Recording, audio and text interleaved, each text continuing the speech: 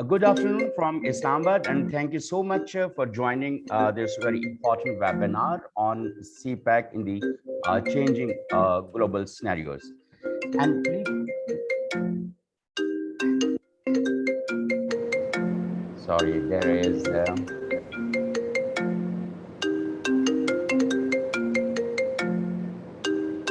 Can you please switch off mobile? Uh, please mute Maybe all we the can all guys. mute ourselves unless we're speaking. Yeah, please. Please mute yourself, all of you, so that we will go one by one. And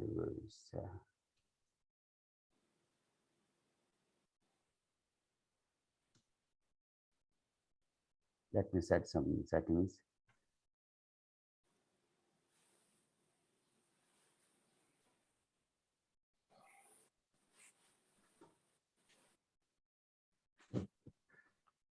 Okay. Refresh start. Thank you so much for joining Devcom-Pakistan webinar on where CPEC stands in the changing global scenario, and that is being organized in collaboration with the DTN and Friends of China. And we will try to see that how Pak-China relationships in the strategic, economic, and cultural affairs can be increased, and how jointly we can combat the challenges confronting in the region that would impact CPEC initiatives.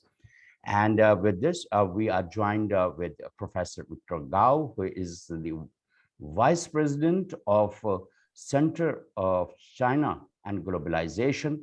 And then we have Ambassador retired Naghmana Hashmi. She has been serving in Beijing for many years.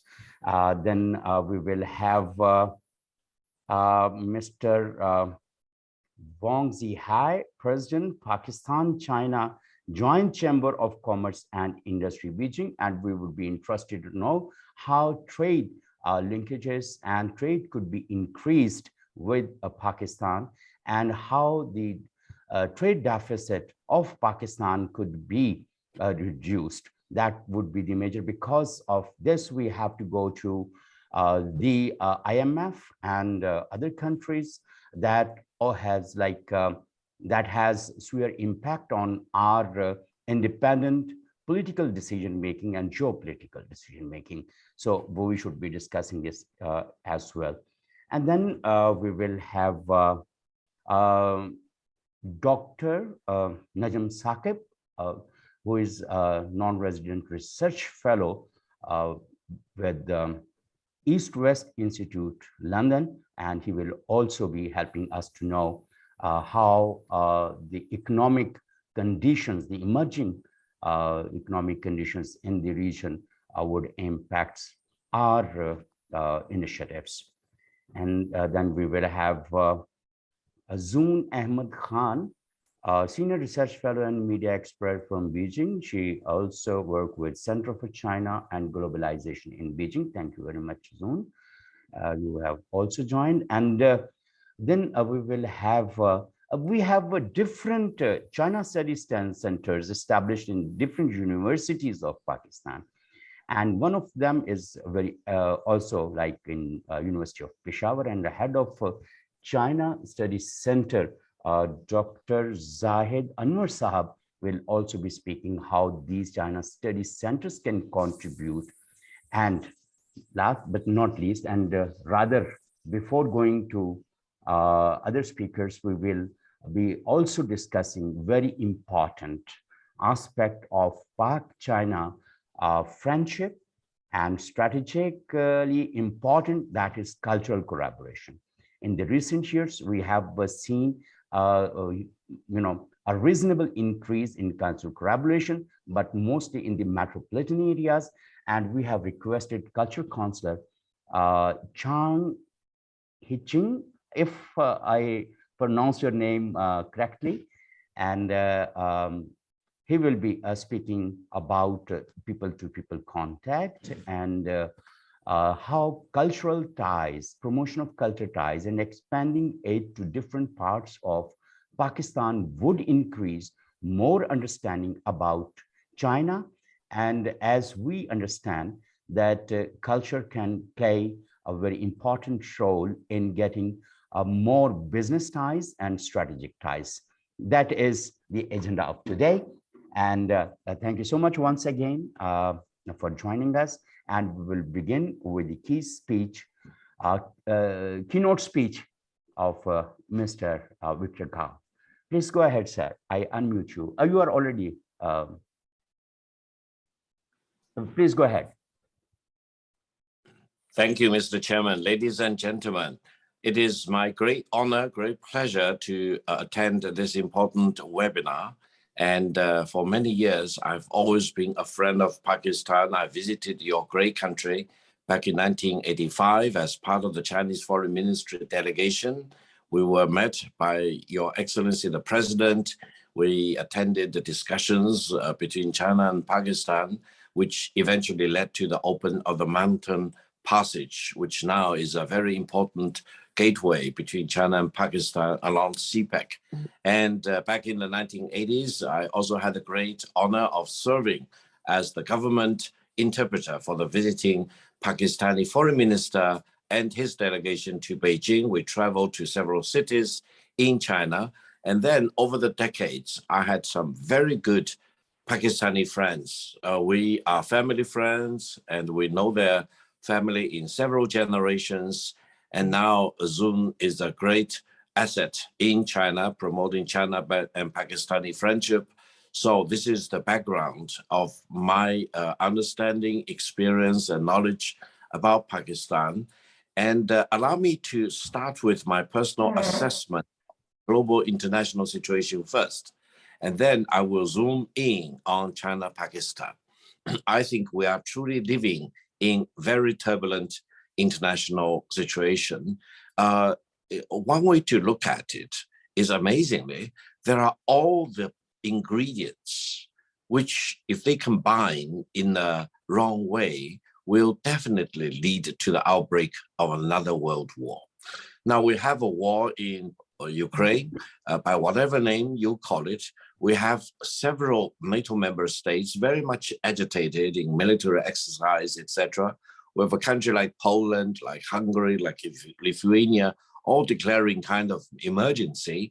And there is a real possibility of intrusion of NATO member soldiers into the western part of Ukraine. And if that happens, it will really change the fundamental nature of the war in Ukraine from Russia-Ukraine to Russia-Ukraine and NATO.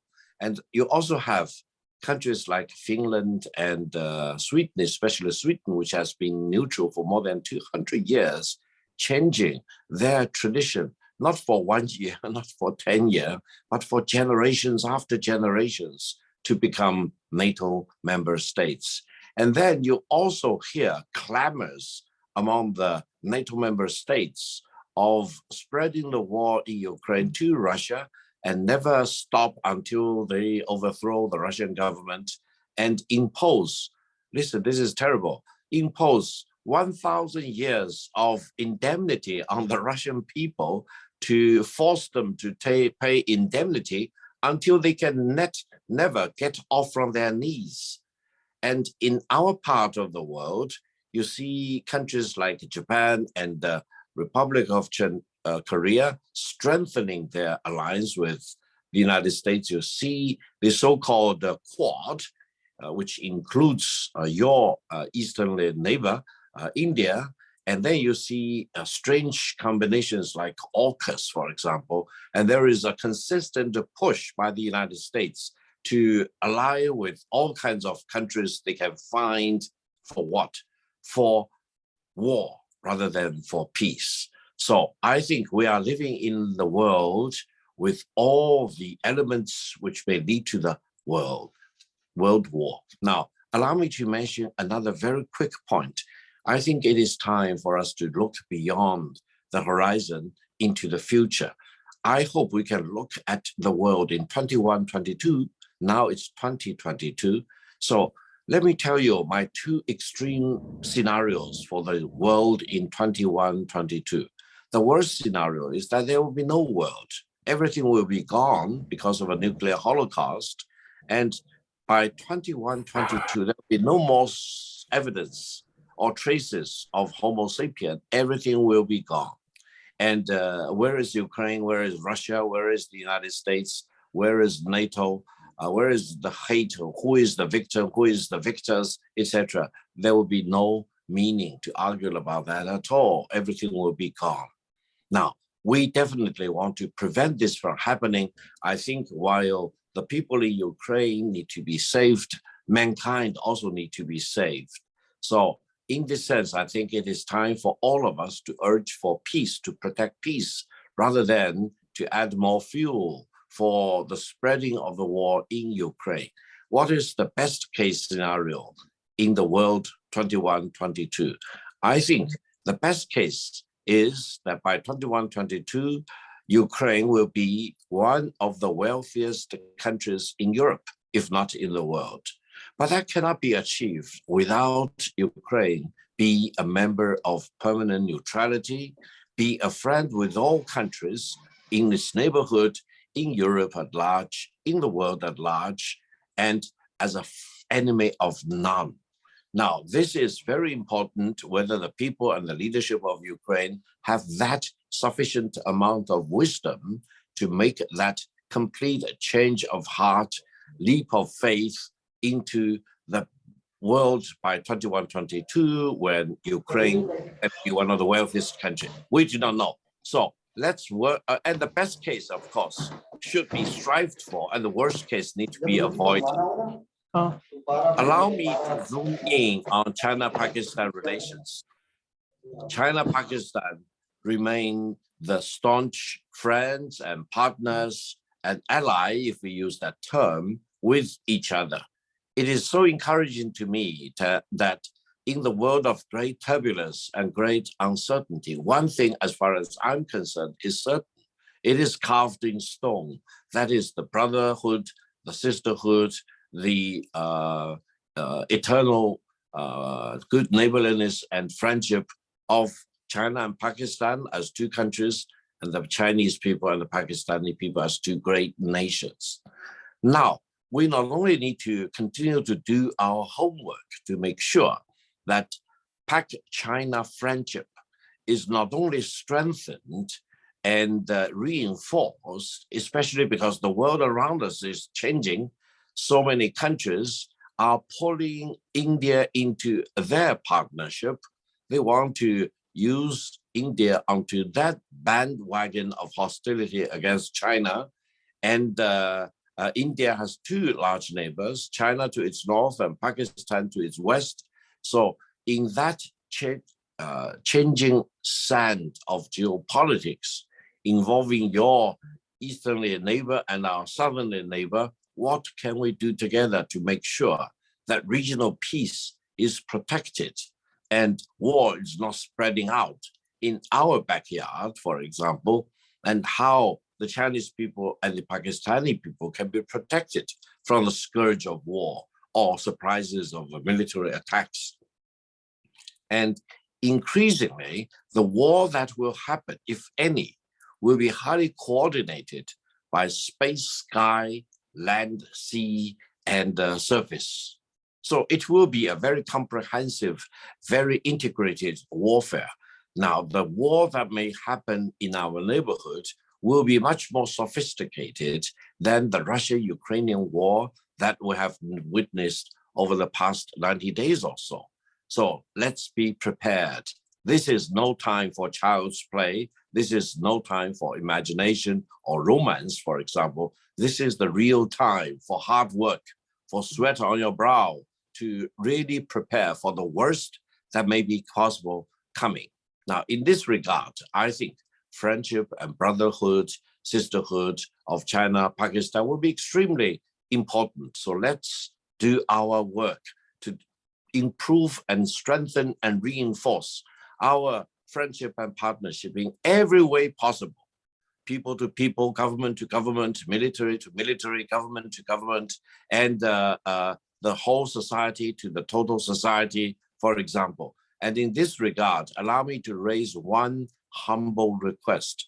That is, do whatever you can to protect the safety and lives of the Chinese nationals who work in Pakistan and who live in Pakistan, who teach Chinese to the Pakistani friends, etc.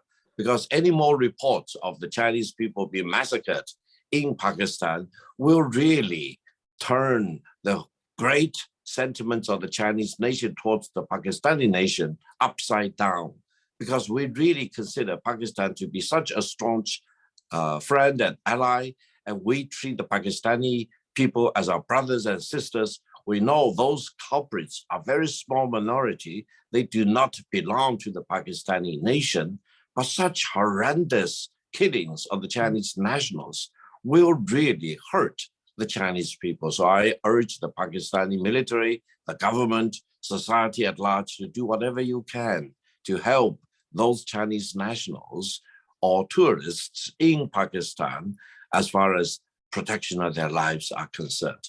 Now, allow me to mention another concept which I've been emphasizing for quite some time. That is PAC-China Plus. Now, for PAC-China, we know whatever we need to do between our two great countries, governments, military, and two great people. Now, PAC-China is very important. Why? Because right now you can see in the world, there is one country, that is the United States, which zooms in on China. They claim that China is their enemy, is their rival, is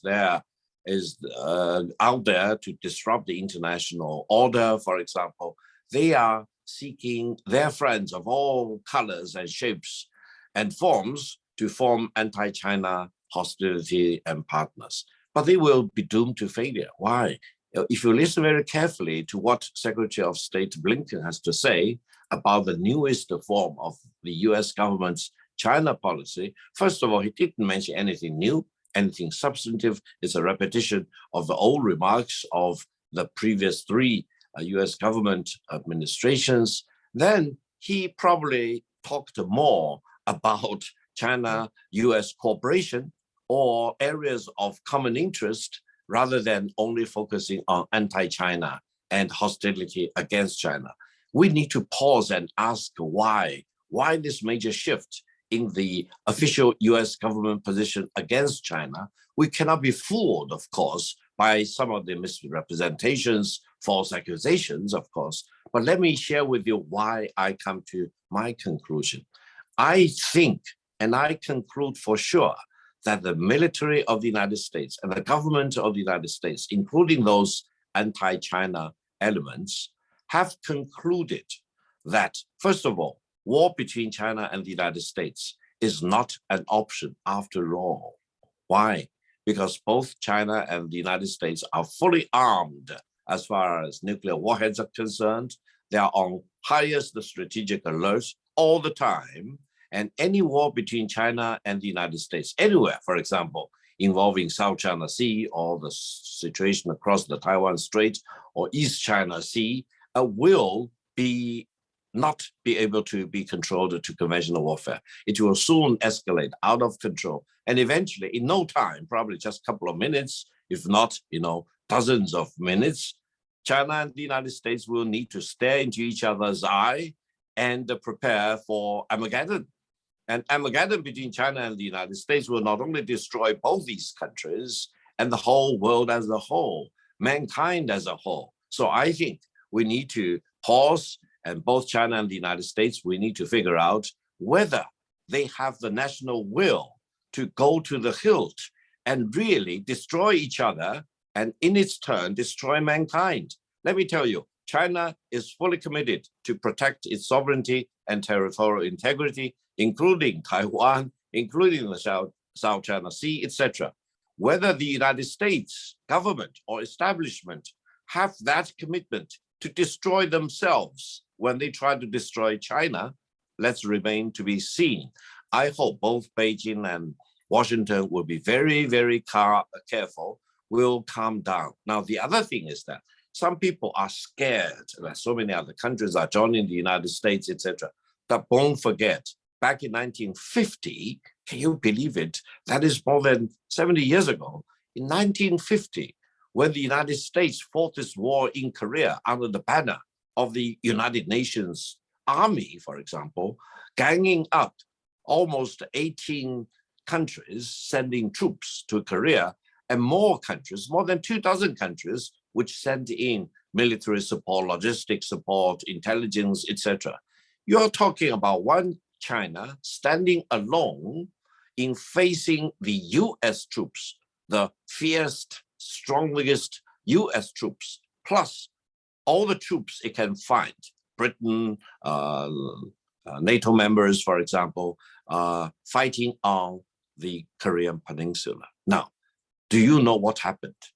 Ever since the Korean War, my understanding is that the US government and the US military never underestimate the resolve of the Chinese nation, Chinese government, and the Chinese military.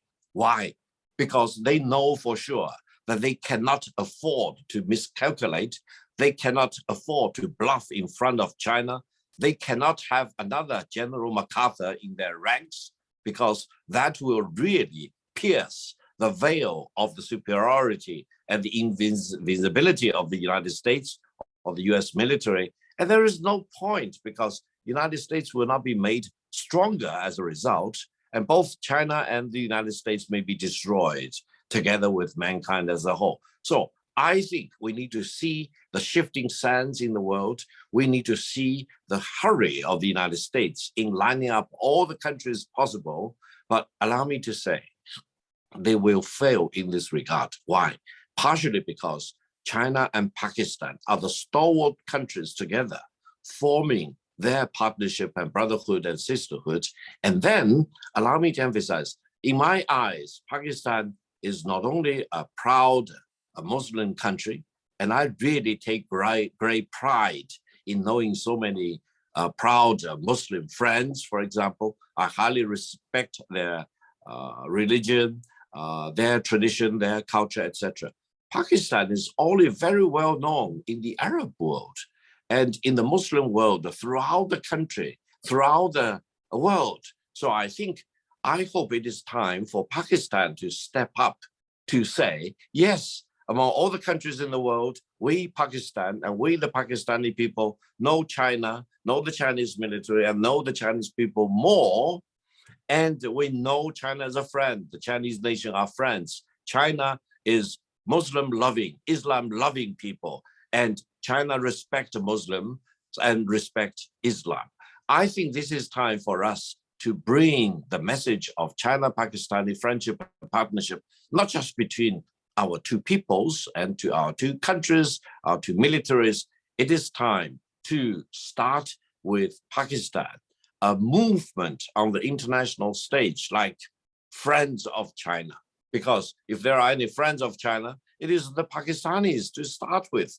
And Pakistanis should not rest complacent, because this friendship between China and Pakistan should be a good example of friendship between China and the Muslims in the world, Islam countries in the world, Arabic countries in the world. So eventually, Pakistan may have a very important historical role to play. You become the champion of the Muslim world, the champion of the Islamic world, the champion of friends with Arab countries and the Arab people on the one hand, and the Chinese people, the Chinese military on the other hand.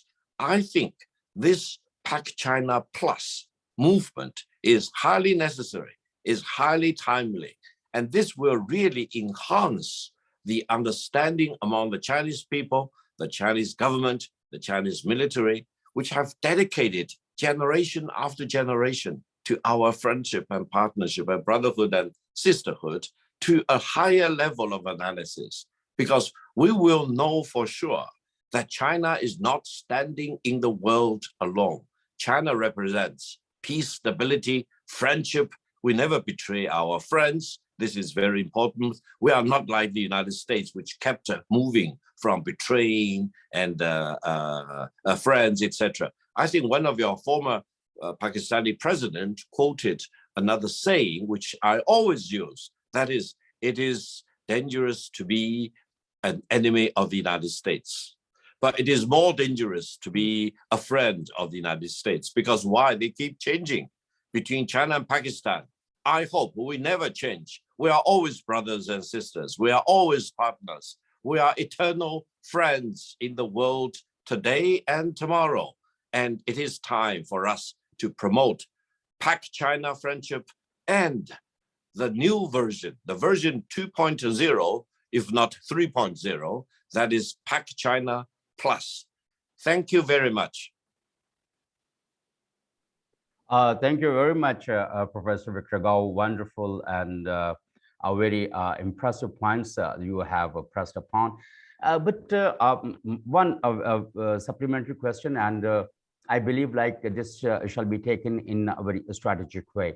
A very alarming propaganda is on, I must say it's propaganda, that China has larger designs in Pakistan, and having a very weak economic position, Pakistan will not be able to cope up with the interest payment or the other payments. And in that way, that could become, quote unquote, a trap for Pakistan. How do you see like such kind of situation would hamper or not hamper Pak-China historic relations, like what we call iron brothership? Yeah, thank you very much. I think you are raising a very important question, because in the world of today, we hear a lot of rumors or speculations about one thing that is called a debt trap. Yeah. Now, first of all, I think we all know that debt itself is neutral. Debt and equity are very important parts of financing, to finance especially large-scale deals, especially infrastructure deals. Now, secondly, talking about debt, China is the owner of a lot of debt. Do you know who owns China more debt than any other country? It is not Pakistan. It is not any other country in Asia. It is not any other country in Africa. It is the United States. The United States owns China more debt than any other country in the world. And China, ever since the early 20th century, has accumulated more sovereign debts of the United States, government bonds of all kinds issued by the United States. At the peak, it's closing to $4 trillion. Can you believe it? $4 trillion. Then, because of geopolitical considerations, China intentionally started to wind it down. Now China holds debt, foreign debt of more than $3 trillion US dollars, most of which still is US government debt. Now, secondly, do you know that great countries, before they become superpowers, do need to build up infrastructure? And you know, back in the late 19th century, when the United States was industrializing, they built up their nationwide railway system from the Pacific coast all the way to the Atlantic coast. Now, China, of course, provided a lot of labor to build at that time. But do you know, most of the money used to finance the railway projects throughout the United States from Pacific to the Atlantic was debt. And it was debt not provided by China at the time, because China was very poor in the late 19th century. It was money raised by people like Mr. Stanley, Morgan, JP Morgan, for example, where in the European countries, especially in Britain and France, they raised a tremendous amount of debt from Europe to finance the rollout of railway system in the United States.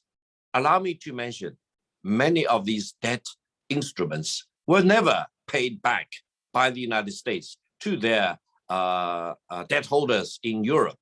However, the nationwide railway system in the United States became a catalyst to push forward the future waves of industrialization, and eventually enabled the United States to emerge as a superpower in the world. So this is the example I wanted to show how much debt China holds, not vis-a-vis Pakistan, but vis-a-vis the United States, and how the United States financed its largest infrastructure projects, etc. Now, between China and Pakistan, the CPEC project is very, very important. Why? Because originally, without CPEC, if you look at Pakistan, it's a great country in a great important geopolitical position, for example. However, with CPEC, first of all, China and Pakistan are interconnected by highways, by railways, by pipelines, and it will be much easier for Chinese capital investment to flow into Pakistan. And it is, of course, very important to build the pipelines for crude oil, for natural gas eventually, to enable the shipment of oil and natural gas from Pakistan coast to China. This is very important for both China and Pakistan, and especially because for Pakistan, my personal view is, in addition to improving your connectivity infrastructure, it is very, very important to promote further industrialization. And industrialization will not happen in a vacuum, because it will happen on the fast industrialization countries in the Arab world to your west. It is happening very much against the background of rapid industrialization in India to your east. And you need to really mobilize a lot of funding of all kinds to support infrastructure in Pakistan and industrialization in Pakistan. Now, when you deal with any debt, which is neutral to start with, you need to have a very well thought after balanced view and the structure of how much equity you need, how much debt you need. And then also it is not in a static mode. It is a dynamic process. Why? Let me tell you our experience in China. We always believed, ever since 1978, that if you want to make riches or make money, build a road to start with, because a road linking the rest of China to your village, whether mountainous or in the rural plain, in very close to major cities or very much in the border region, building a road is a sure recipe to make sure that you will command a better bargaining positions. You can sell your products for higher prices in less time with greater efficiency and profitability. So build a road before you become rich is the motto that we always say for more than 40 years. Now, the second thing is that the miracle thing is that once you build a road, the land around the road goes up or down in value. It goes up. So this is a systematic scheme to build infrastructure to make sure that the land around it will go up, appreciate, will generate more economics, and then it will be easier for you to conduct massive economic activities, industrializations, etc. Allow me to mention one point before I wrap up on this very important question. If you look at China and India, back in 1978, China and India were more or less the same as an economy. Now, China is more than 5 times as big as an economy compared with India. And the gap will remain unclosed for many, many decades. Now, one key difference between China and India over the past 40 decades is what? Is that China built so many roads and rolled out the best quality, largest scale, fast train system in the world, so many ports, seaports, airplanes, airports, etc. Whereas whenever you go to visit your neighboring country in India, their infrastructure is a shame. Their connectivity is a shame, even though India is mostly on the plain, whereas China, the mountainous regions account for the majority part of the land surface. So in this sense, I think it is imperative for India, for Pakistan to build up your infrastructure, and whoever who can lend you money, whether China, EU members, the United States, Japan, etc., you need to be always be willing and careful to study the source of the lending, and eventually building up infrastructure is not the end of the purpose. It is the beginning of your process. You need to build up other things to make sure that the values go up rather than go down, and mobility of the people, goods, services, and information in your country will be enhanced. Thank you very much. Thank you very much. But though you have taken a lot of time, but that is, I didn't interrupt you because of very valid and very sequenced argument you have presented, and that is very essential for all of us and others to understand that how things go on and how connectivity of role and trade and will help improve economy. Before going to the economic aspect, I would request Ambassador retired Naghmana Hashmi Saba, who has spent several years in the as ambassador to China. Can you unmute yourself, ma'am? Yes, I've done Okay, that. Can okay, you thank me? you very much. Okay. A wonderful backdrop has been set by Mr. Professor Victor Gao about the futuristic approaches that we can and how we can understand it and to strengthen the bilateral. But still, there are many we call rumor or propaganda that CPEC is going to hit hard in the changing geopolitical situation.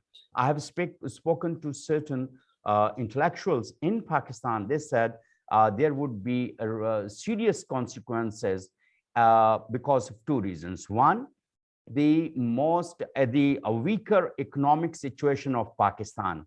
One. Secondly, the weaker bilateral or multilateral relationships of Pakistan. And third, the emerging, or rather now the Cold War is very visible that I was talking about 2.5 years back, that the signs are now very much visible and the hegemonic approaches are on. And on the other hand, Russia-Ukraine war and its fallout. How do you see like four aspects, but very briefly this time, please? Thank you very much. To begin with, I'm very grateful that you invited me to this very important webinar, and because we can't visit, it's good to see our friends at least virtually. Secondly, I would like to compliment Mr. Gao on a very, very comprehensive, very bold, and very candid presentation. And I feel that between Pakistan and our Chinese friend, this is the kind of talk that we need to do. We need to be frank. We need to put all our issues and all our concerns on the table and try and understand where we are going. Now, I will, because Mr. Gao has already, put a very good framework for us to move on to. So I will just make 3 comments because there is a long line of speakers. Yeah. So I just, taking it from where Mr. Gao has left, I have 3 things to say. First of all, there is absolutely no doubt that Pakistan-China friendship has always been on an upward trajectory, right from the day that we became the first Muslim country to recognize the establishment of New China in 49. And I think that is what led, that was a very, very brave decision on part of the people of Pakistan at that time, and a very right and a very sagacious decision that prompted the other Muslim countries also to recognize China. And I totally agree with Mr. Gao that for Pakistan, of course, China is a very good friend, but that is the feeling which a lot of our Muslim brothers and sisters and a lot of other Muslim countries share. It is true that we don't have a transactional relationship like the one we have with America. We have stood by each other. We have the friendship has been tested many times over, and it has proven its worth. Most recently, I think the biggest test was first in 2019 when India moved on into Kashmir and changed the constitution and literally annexed it. And the second, of course, was the COVID pandemic. And very rightly, as President Xi Jinping had said, that fire is the test of gold. And COVID was actually a test of our friendship at different levels, whether it was ideological, whether it was political, economic, people to people from every aspect, and also keeping in view the shifting sands, as Mr. Gao said, of geopolitics and geostrategy. It was indeed a very big test when everybody was trying to stigmatize China and to alienate China. We stood by China. So there is no doubt that we have a very, very strong base. But I feel very strongly that our bigger tests lie ahead of us in the next 3 decades. And the reason why I say so is because the world is in a state of flux. And before it reestablishes itself, and before that transition of political power and economic power from the Atlantic to the Pacific sort of completes itself, the pressure is going to rise. There is no doubt in the mind of anybody that China was going to rise. I mean, people have been talking about it for the last 250 years. But I think what has really upset the West, so to say, is not that China has risen, but I think it is the speed and extent to which China has risen, because it was not in their expectation that this was going to be the strength of China, and this is going to be the speed at which it would rise. So naturally, there is a lot of pressure. Everybody is scrambling to sort of catch up with China in its technology, in its military, and all kinds of things are happening, which Mr. Gao has very nicely talked about. So I do not want to go into those details.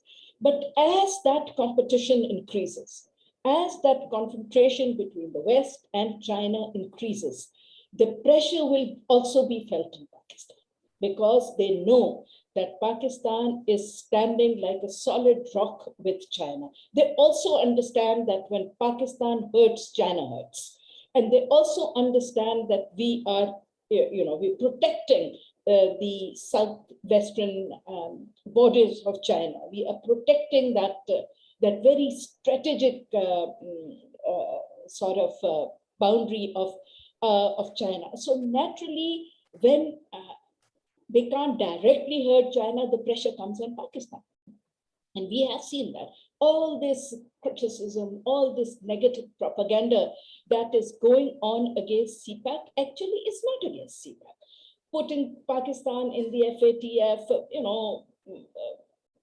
and all kinds of other gestures that they do to try and curb Pakistan's economic growth, to sort of encircle us, politically pressurize us, strategically pressurize us, is basically because CPAC is such an important element. It's like a buckle of BRI.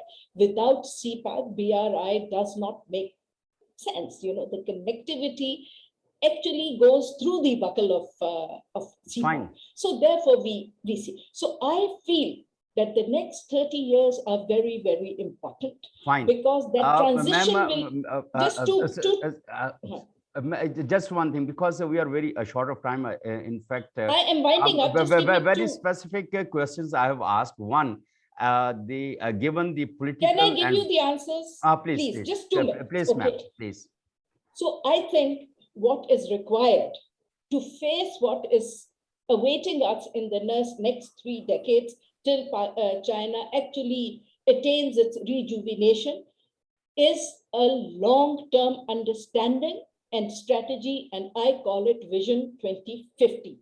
And I think, and this is what Mr. Gao is also saying, let us sit together. I mean, it's another way of saying Pak China Plus, because, and I call it Vision 2050, we need to sit, we need to have a very honest discussion of what the pressures are going to be like, what is the strategy that we are going to use to withstand that pressure, and what are the commitments required from Pakistan for China and from China for Pakistan to actually successfully cross this river of fire of the next 30 years. It is not going to be easy. So it is very important that we, as strategic partners, as good friends, sit together and thrash out that strategy, the political strategy and the economic strategy that is required.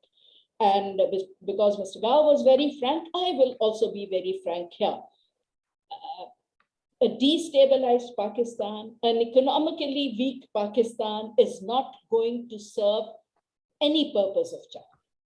Therefore, it is time for China also to think about CPEC Plus. It is on not only Pak China Plus, Pak China Plus without CPEC Plus, and by CPEC Plus, I mean the economic sort of kind of an umbrella that we require now to help us tide over this very difficult period. This is now a test of China as well. Will they let us sink, or will they come forward like they have always done to extend that strong hand that we do not sink economically? Because if we sink economically, we cannot be a strong political nation also. And China's strength and Pakistan's strength and their destinies are linked. So I think there is, I hope that President Xi will visit Pakistan. It's been pending for 2 years, and I hope that we will look forward to that Vision 2050, and we will ensure that our strategic compasses are aligned and they do not waver. But the foundation stone of that will be an economically strong Pakistan. So therefore, I have 3 messages. We have been very strong friends. We have to continue to be strong friends. We have gone through very difficult times and have proven our friendship, but more difficult times are. In order to stand steadfast and be of use to each other, we need a very strong Pakistan. And there's nobody other than China that can ensure that we not only survive this economic pressure that we are under right now, but also to ensure that militarily, strategically, economically, and socially, because without socio-economic development, 220 million people without education, without training is useless. So we need to get together and make a strategy for the next 30 years. Our friendship treaty is expiring in 2025. I think it is now time to go beyond that friendship treaty and to agree to a Vision 2050 that is till the time that we ensure and we are with our friends when China finally takes its rightful place in the Committee of Nations as a rejuvenated country. So that is my message, very clear and very candid to my friends in China. Okay, thank you very much. You have raised a very solid point that a strong Pakistan is definitely a good friend to serve the collective economic strength and military. But look, Ambassador Sahib, a very brief comment on it. Our political intolerance and incompetency to work together, how China could help us in it? They will not. Definitely. We have to work out our political harmony, political tolerance to make a very cordial or like environment, enabling environment for the investments in Pakistan. Very brief comment on it, sir. Look, very brief comment. As far as China is concerned, there are no two opinions. I think the entire nation, whether it is the army or the people or the political parties or the state institutions, are 99.9% on the same page. There's no controversy on our relations with China and on continue to maintain this strategic direction that we have, no doubt. As far as our internal issues are concerned, that's a totally different debate and a totally different issue. I just have one comment to make on that. If today the people of Pakistan are economically strong, if the people of Pakistan are getting healthcare, education, food, housing, and the huge youth bulge that we have, if they see their future and their future being secured by China, all these internal problems will subside. The frustration and gathering around one person or another is just the the problems and the economic difficulties which the youth are feeling. They feel that they do not have a future. If they see the economy is stable, if they see that that their education is being completed, if they see that their future is inside this country, and they will make Pakistan strong, and this is their strength. And that can only come if it's a strong economic country. The political differences all fade away.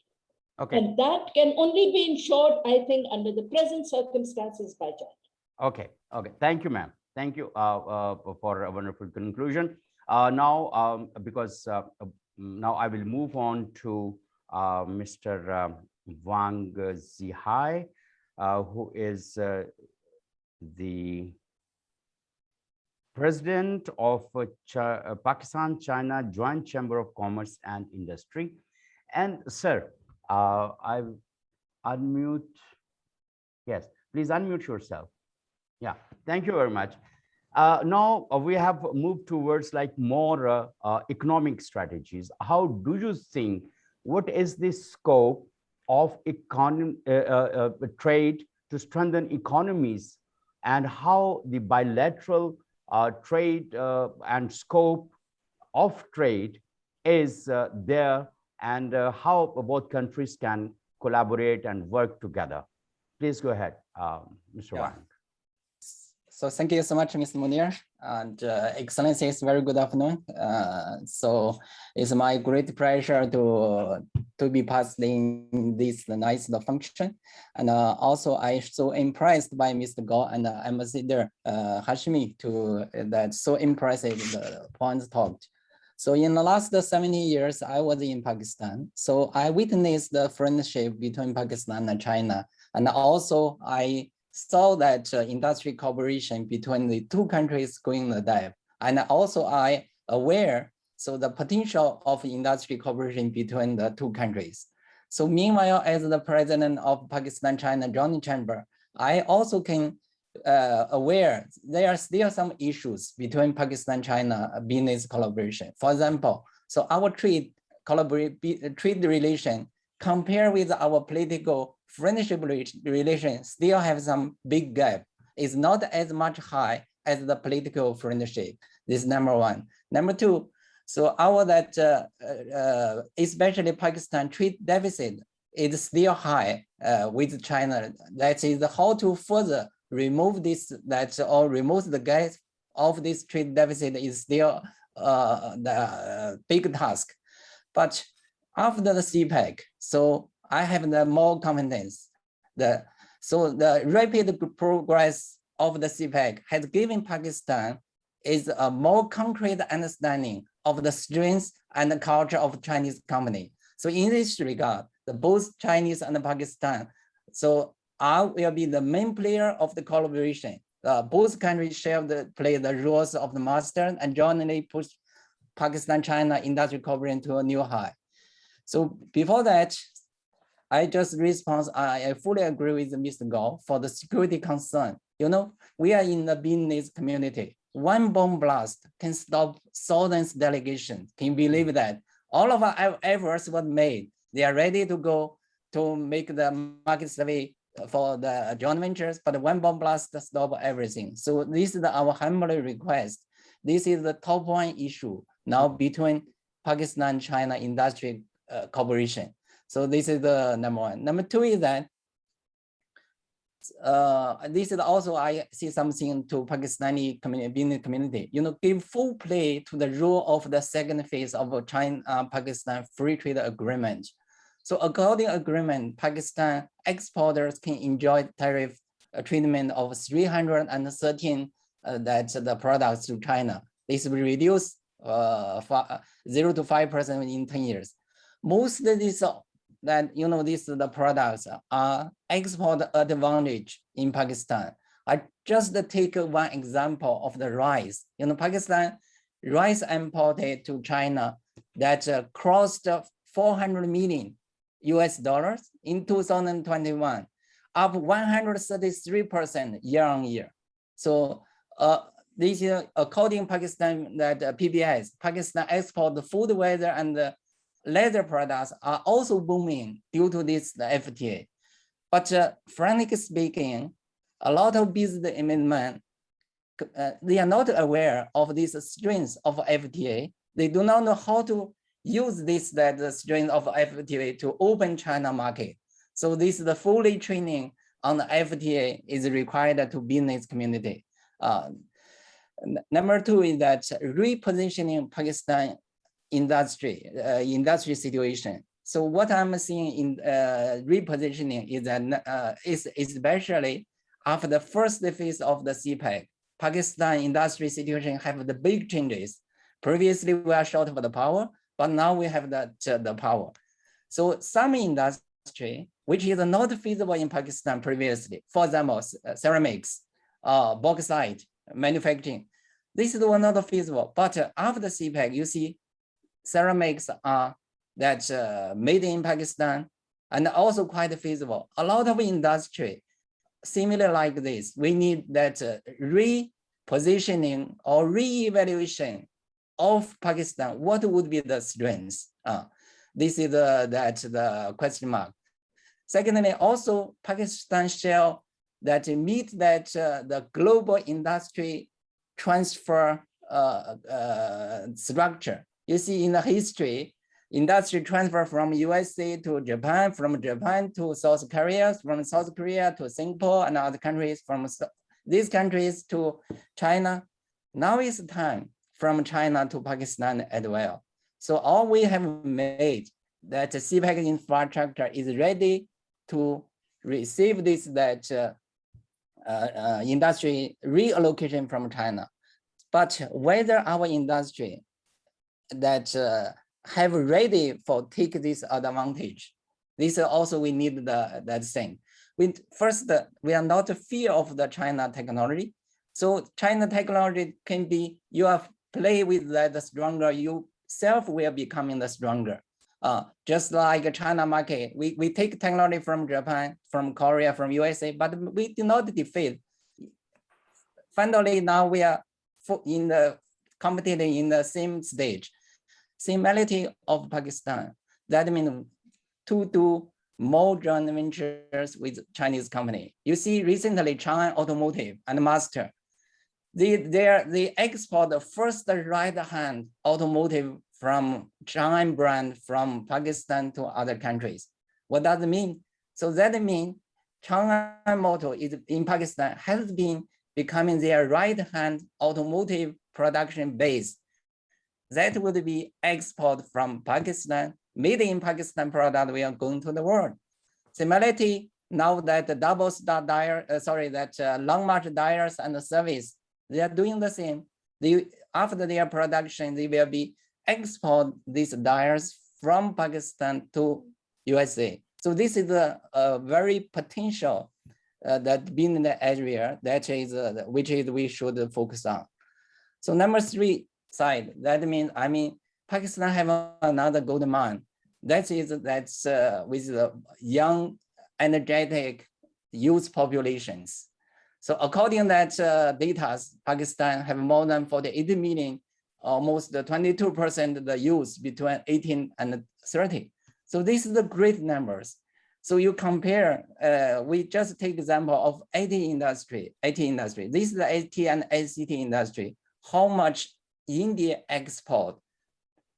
If India, that same thing will happen.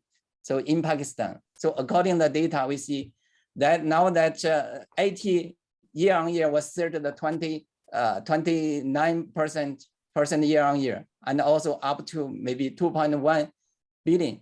But this is just the start. So we previously, you're more focusing this, the IT softwares export of USA, but another good market, very big market, China. So we are yet to export so much IT softwares to China. In China, you know that due to that wages is so much high in these years, while Pakistan have this big strength. So we are thinking for in this regard, we are organizing more and more Pakistani IT experts to work in China, and also with China that emerging IT industry to make the big combination. You have a human resource strength, China have that new emission strength.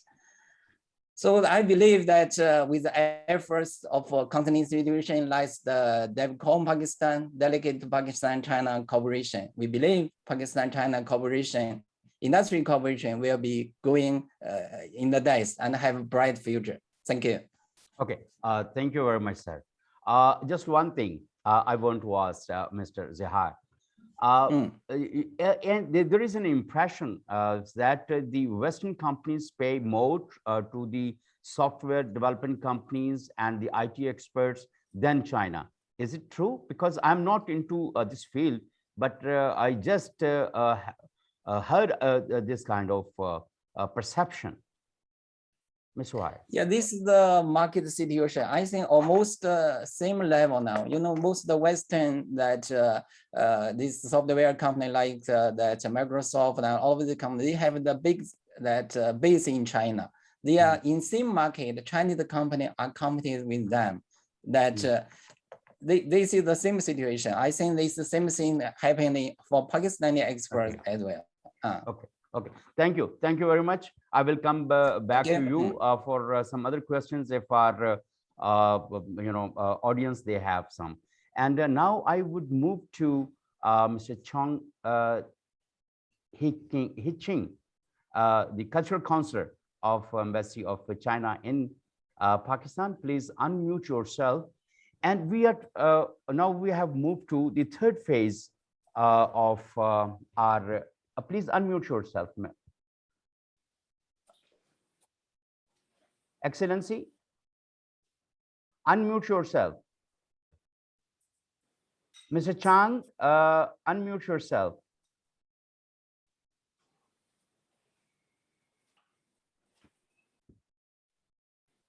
Can you unmute yourself?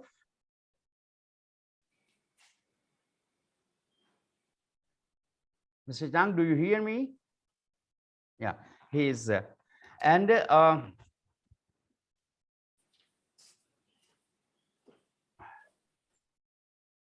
yes, he has done. Okay.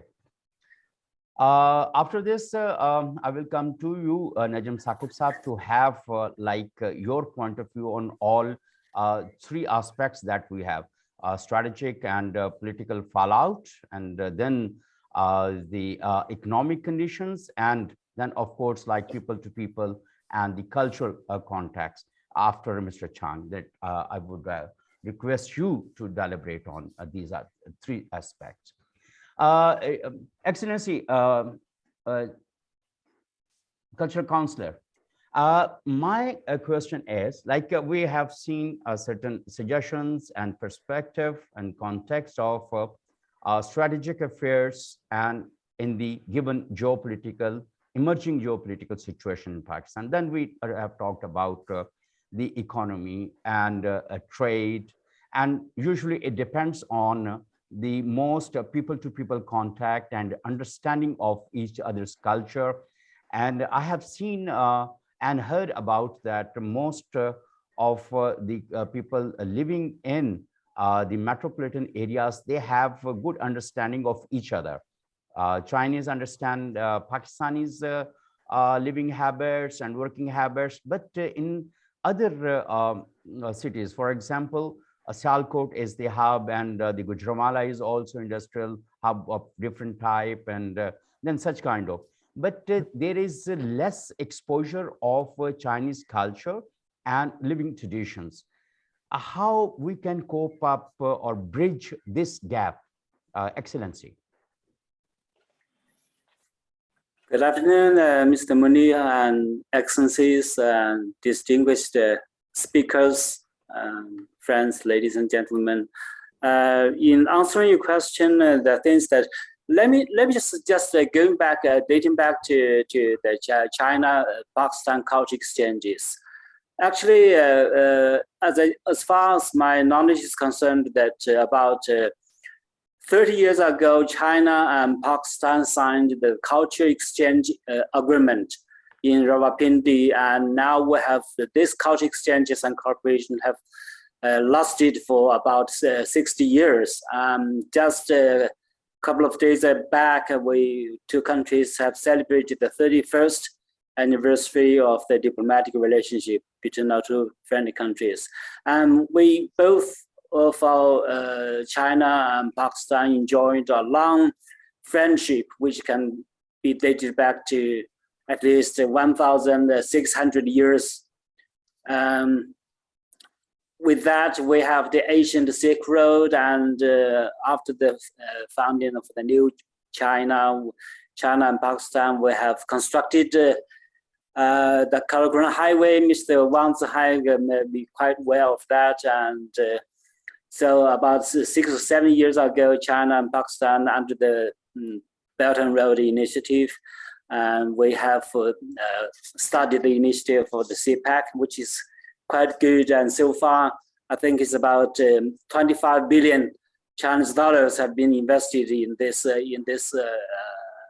number of projects. At least about more than 40 projects or so are going on. The people of Pakistan have benefited so much, and now we have started the second phase regarding the livelihood and things like that. Actually, for the culture exchanges and cooperation, we have signed 14 culture exchange programs. The latest one was signed by 2018, and this year will be the last year of the 14th culture exchange programs. And that was signed by the President, Federal Minister of Information, Madam Zhang. And also we are still preparing to sign the executive programs in the field of education. And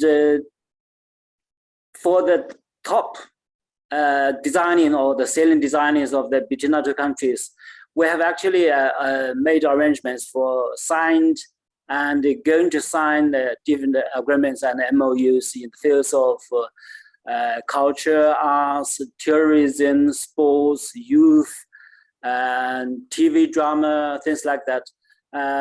Also, we have just signed this year the MOU or agreement of the higher education qualification and degrees. This is very important to mutually recognize the degrees of our two countries.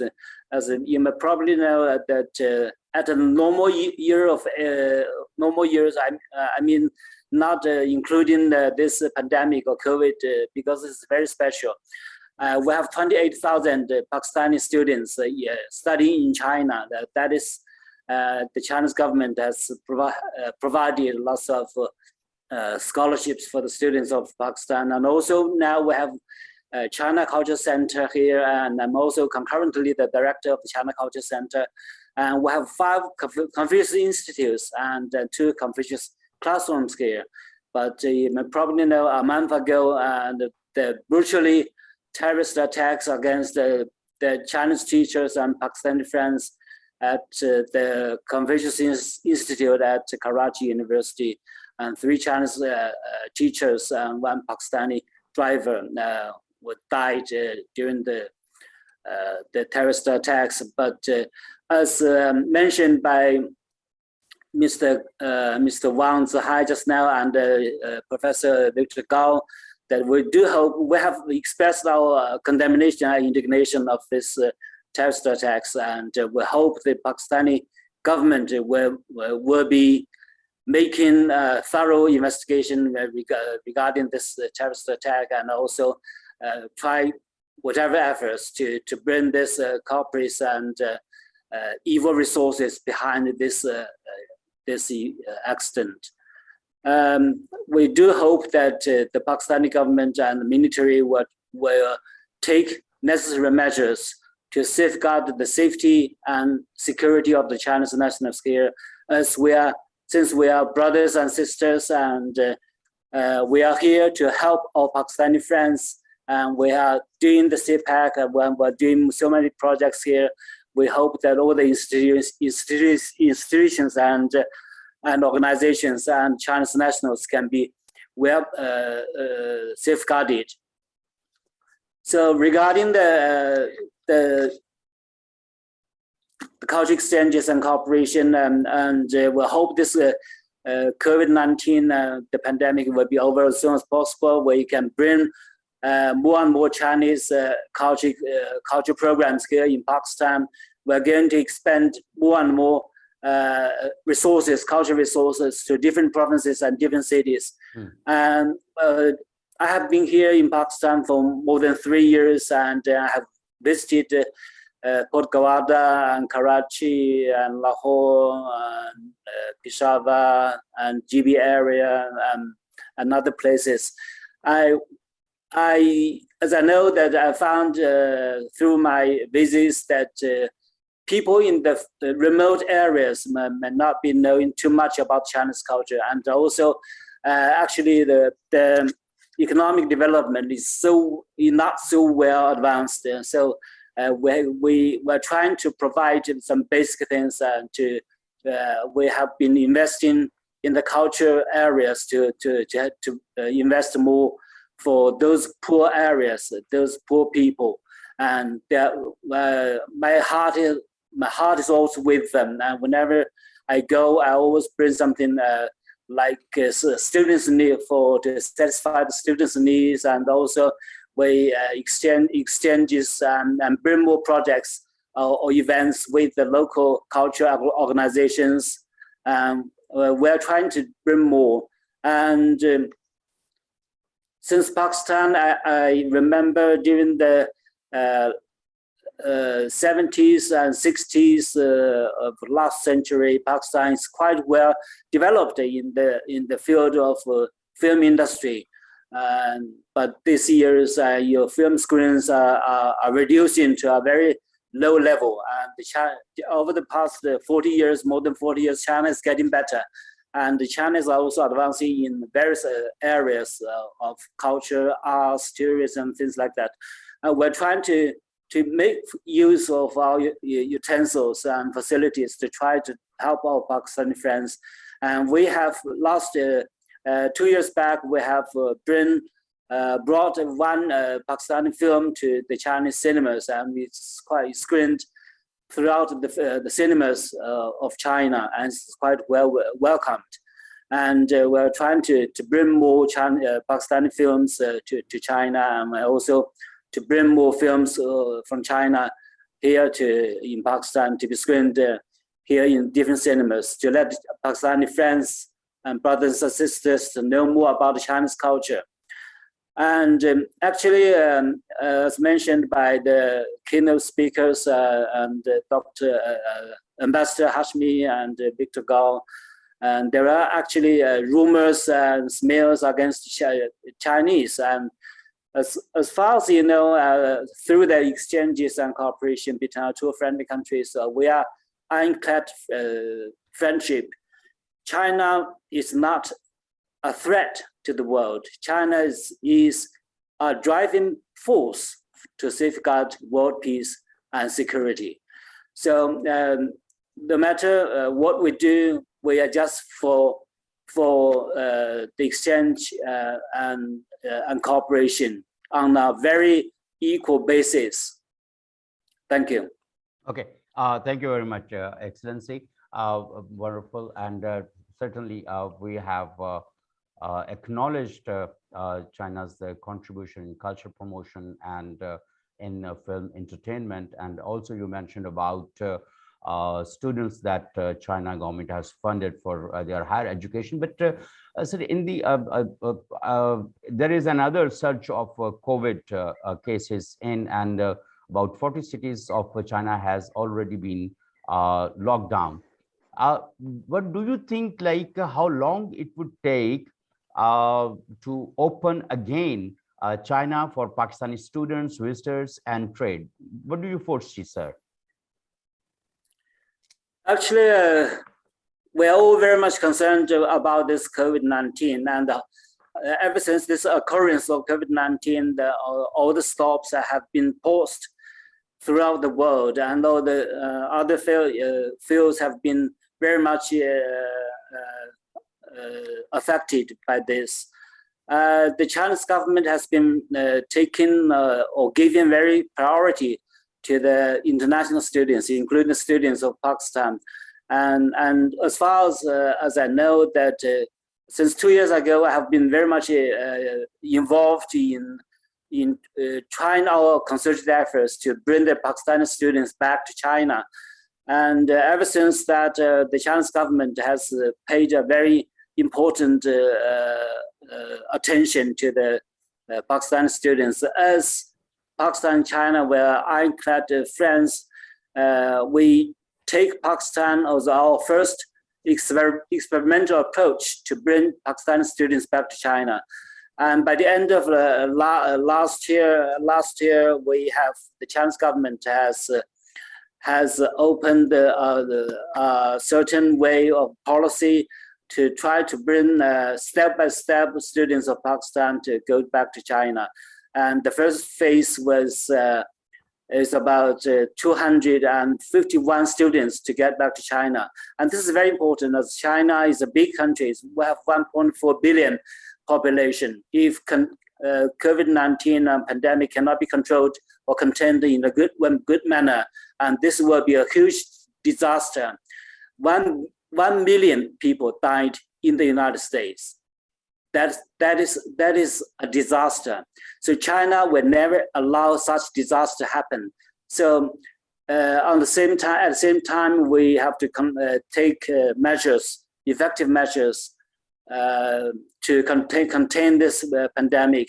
And on the other side, we have to bring these Pakistani students back. Now, as far as I know, there are about, according to the statistics and data collected by the Pakistani embassy in Beijing, in China, you have 5,800 Pakistani students here in Pakistan. Probably it's more than that. It's about 7,000 or 8,000 students here. So about 2 weeks ago, I attended a coordination meeting hosted by the Honorable Federal Minister of Education and Professional Training, Rana. I suggested that we suggested to have a sort of chartered flight to bring this 251 students go back to China. And before that, they have to be requested to have a better quarantine and with the vaccine, and so as to guarantee this first batch of students can be safely arrive in China. So after that, we can start the second or third batches, so as to bring many more students back to China. Okay. Thank you.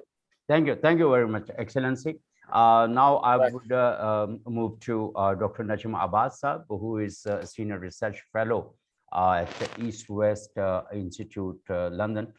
Dr. Sab, you have heard the geopolitical situation and role of both governments to improve relations, while like we are also having a political turmoil in Pakistan. And you also heard Ambassador Hashmi speaking about the next steps, how to go about it, and Mr. Wang Zihai's like how what are the lacunas and how economic trade. Sitting in a third country, a think tank, how do you see Pakistan and China situation and what indicators or what steps might be taken to improve it. Dr. Najam Abbas. Thank you for the opportunity. Could you please accept the share screen? I have a few slides to save time. Oh, okay, fine. Let me. So I will start right away. The Okay. indicators that you are asking about are deal with what is the discourse in the academia and what are the narratives which appear in academic press, in journal articles, in think tank reports. I think I have allowed to share. Can you see my screen now? Sorry, I don't know if I did something wrong with it. Yeah, can you see? I can see my presentation now on the screen.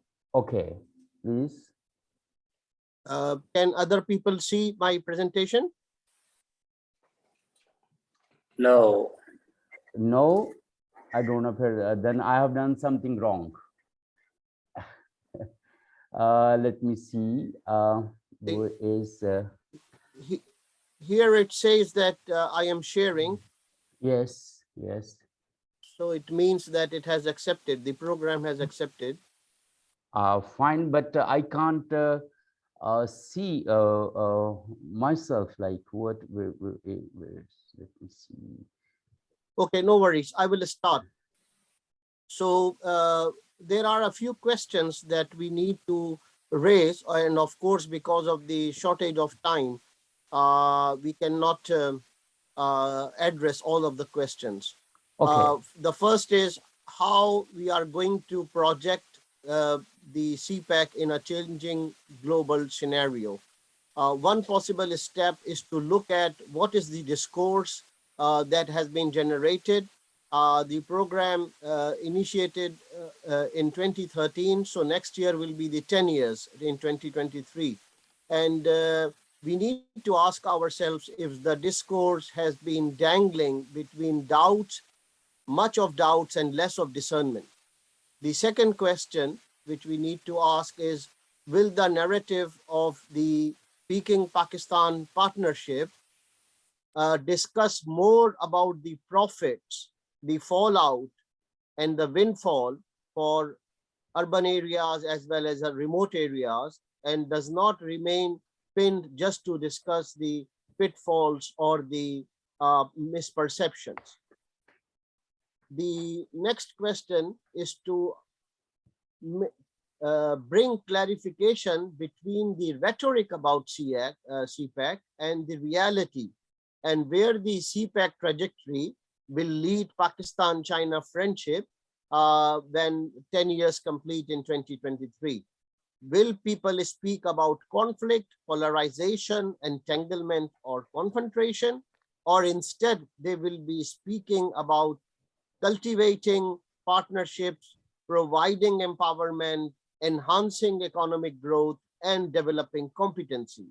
So in this, what I suggest is what lenses are our academics, our think tanks, and our research centers are encouraging their scholars and researchers to apply to help people of Pakistan, people of China, and the international audience understand the compulsions and realities and the cost-benefit analysis of the project, which is known as CPEC. So what would the future of the Peking-Pakistan partnership will bring? There are steps which are necessary to be taken from Pakistan to move from ambiguity, which leads to anxiety and which triggers alarm. So it has to do with political ambiguity, anxiety on the streets, and alarms in areas which feel that they have not fully benefited from the positive windfall and advantages. So how it can be a win-win that everybody speaks about achievements and accomplishments when the project enters 10 years. So without going into examples of negative propaganda or negative projection of what is a very potentially profitable project we call the CPEC. In Pakistan, many have claimed throughout the last 9 years that it would serve us as a game changer, which will help transform Pakistan's struggling economy. But many people in discussions, seminars, talks, and workshops in the West ask that whether Pakistan's managers and handlers of Pakistan economy have put in place the adequate measures which will make this initiative qualify as the game changer. So are there enough choices offered to help Pakistan's labor market respond and address to the needs and to develop the expanding capacities required? And do Pakistan's institutions, both professional, academic, and strategic, enhance competencies and enable collaborations?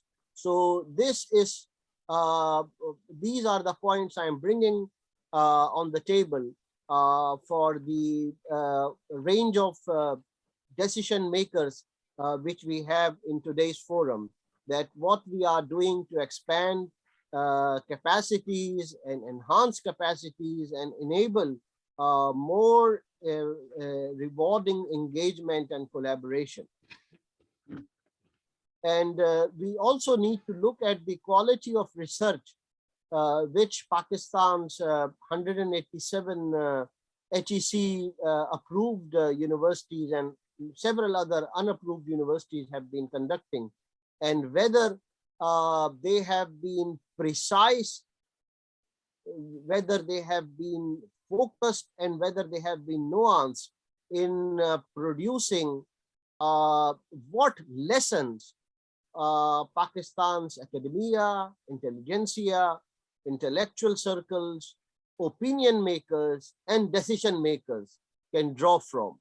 I think that on the score of lessons learned, there is much room for improvement. We need to ask if the institutions have seriously examined how the partnership between the two countries is perceived, how it will be next projected, how the possible interest of the two countries overlap, rather than falling prey to a zero sum about colonizing of one by the other and other concoctions and misgivings and misconceptions, and how it is contributing to not only domestic but as well as regional peace, how it could potentially contribute to stability, sustainability, and self-sufficiency. So the question which arises here, which are the reports, findings, and empirical studies which provide answer to these three parameters, which I think have rise in many minds, both of well-wishers and ill-wishers, that stability, sustainability, and self-sufficiency.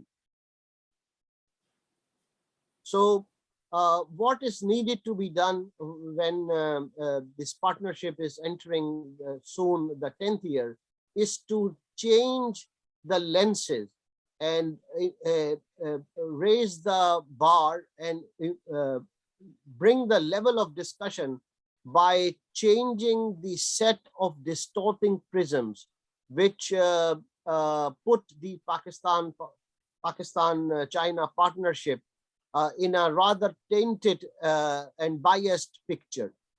So if we apply lenses which help us come up with concrete, tangible and empirical evidence, then we will be able to address how this partnership is projected and portrayed. And of course, it will have bilateral and regional impact, not only in South Asia, but West Asia. Pakistan could have served as a bright example of economic partnership to serve for Iran, as a role model for Iran and for Afghanistan, and to use the positive windfall of Pakistan-China partnership for wider links and increased trade opportunities with the countries of the region and beyond. So what is the progress that has been made on those parameters?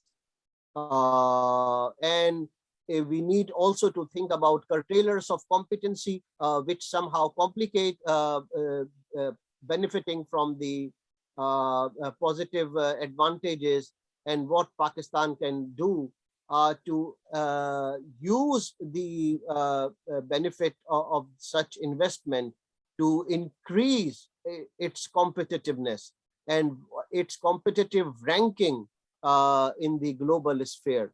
So to conclude, my presentation has attempted to bring the nuances, how the project need to be promoted in the months and years to come, and to have more innovative, imaginative, and empirical lenses which could help us do so. Thank you very much, ladies and gentlemen, for your attention. Okay, thank you very much, Dr. Najam Abbas Sahab, and if you please stop sharing your screen so that we could see move forward. And yes, we are back. It's a wonderful and very sequenced and very objective presentation, Dr. Najam Sahab gave, and you have like all touched upon all the very important aspects of the partnership and its future way forward. And we have Zoon Ahmed Khan. She is a senior research fellow of Center for China and Globalization, and she is also a very well-known media expert. And we have seen her analysis on different TV channels. But still, Zoon, I will like to unmute you. If you can unmute yourself, please. Yes, it worked. Yeah, thank you. Thank you very much. Almost 9 years have passed of the CPEC partnership, very aggressive, as we quote unquote game changer, but still we are lagging behind on different aspects of the economic collaboration. On the other hand, we are confronting different challenges of communication and propaganda. Though the both countries have developed a little bit collaboration between media outlets, but still we cannot cope up with the challenge.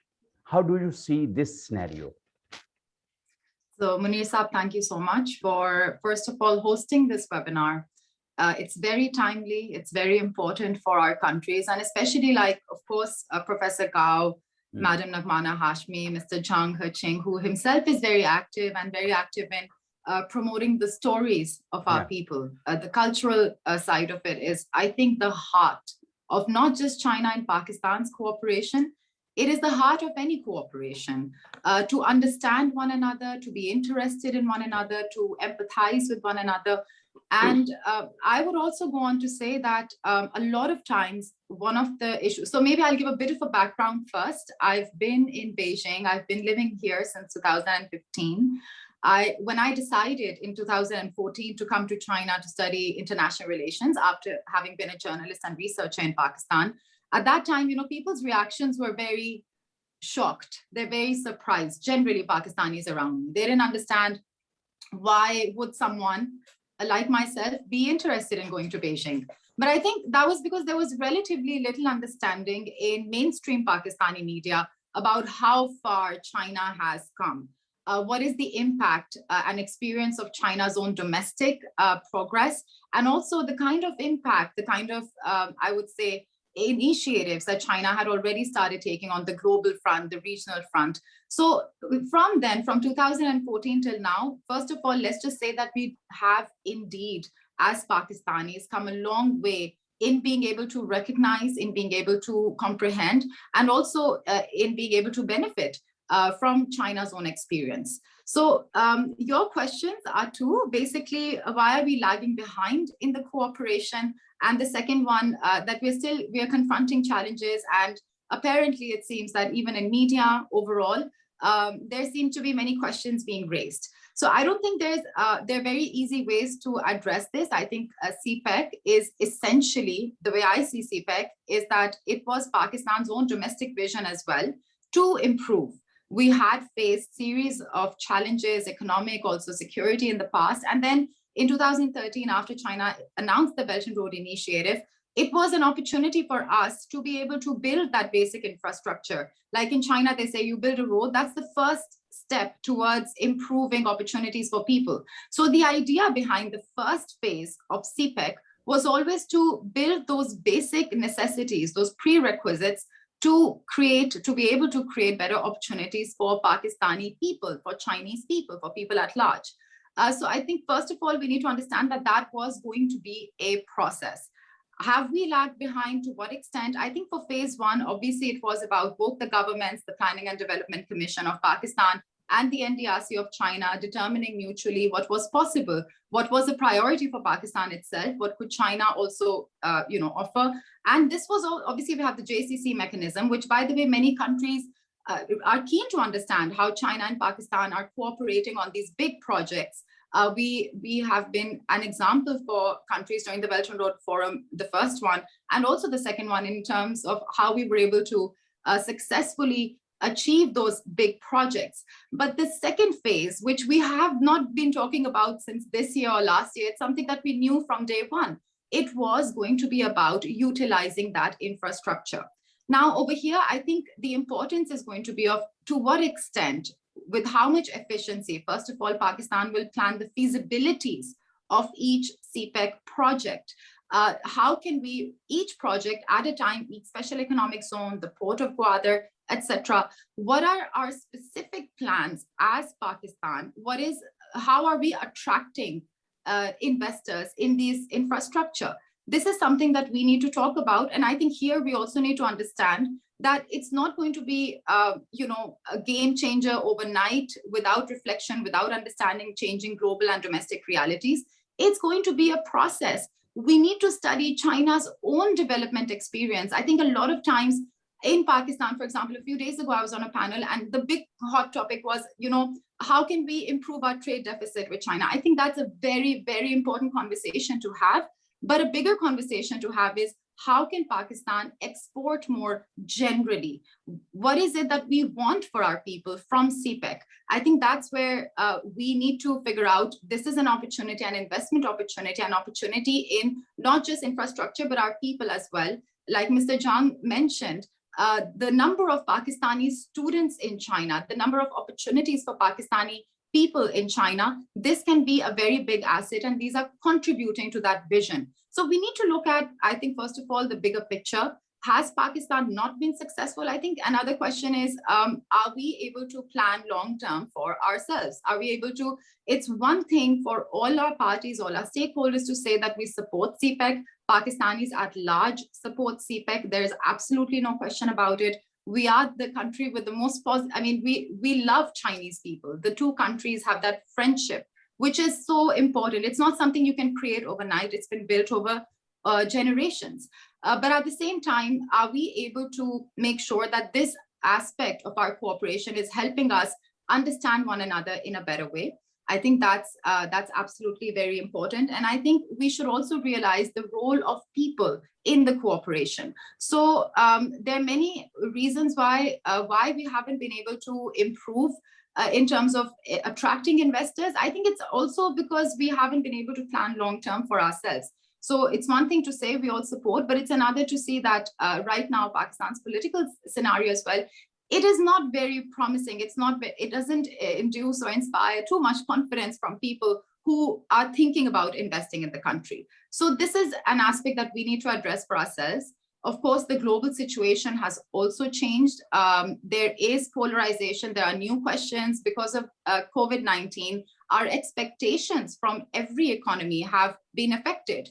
Our expectations from the way we were hoping that many investors will come and visit Pakistan and vice versa, that definitely cannot happen on the same scale. But I would also like to let our audience know that even though traveling has been relatively limited, we were able to plan a better phase 2 in this period. We were able to have the China-Pakistan Economic Corridor Media Forum, for instance, which is a very important platform. It was the first platform that I became connected with after coming to Beijing to understand how are we trying to tell better stories about each other? How are we trying to tangibly learn from China's experience? Another thing we started doing also during COVID were these online webinars, connecting potential partners. When we talk about agriculture, it's really a question of understanding, first of all, China's own experience, studying our own expertise, and being able to, on a platform, exchange what are potential ways forward. So those conversations are very important. But also I would like to add that Pakistani cultural presence, Pakistan's cultures, understanding in China is something that we need to work on in a better way. We had also, like was mentioned earlier, after 40 years, a Pakistani film was screened in Chinese cinemas. That's a great step forward. But we can have more opportunities. We should have our own filmmakers thinking of seeking opportunities in China. China is a huge market. Chinese viewers, Chinese people are generally interested in the world. It is an opportunity to seize. So of course, we have the governments, we have the MOUs, we have the intention, we have that overall environment to encourage, but it is our people in the end. It is our filmmakers, for instance, our businessmen, our agriculturalists who need a change of mindset.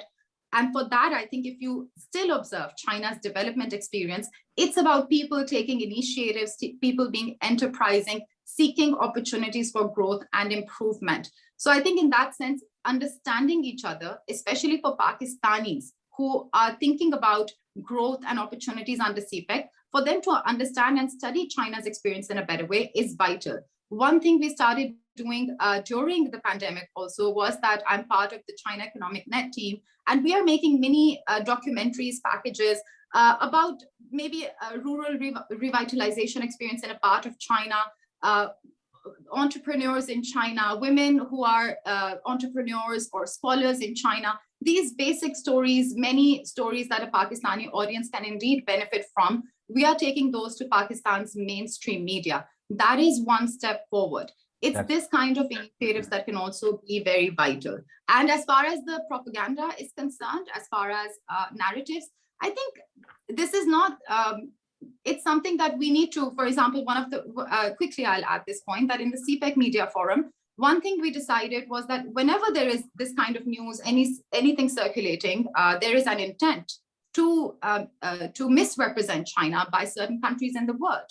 And that is something which is affecting media spaces in individual countries as well. And Pakistan, like any other country, I mean, we need to deal with that. So one thing we started doing was that if there is some kind of report that's getting negative publicity, baseless, there can be a better response to it. Then both sides, journalists and scholars on both sides, can exchange with each other. Okay, can you give us a quick response? We need to understand what the reality of the situation is. So that kind of active communication between media and think tanks is also very vital to be able to address any propaganda that's trying to, that's intended to discourage people from moving forward.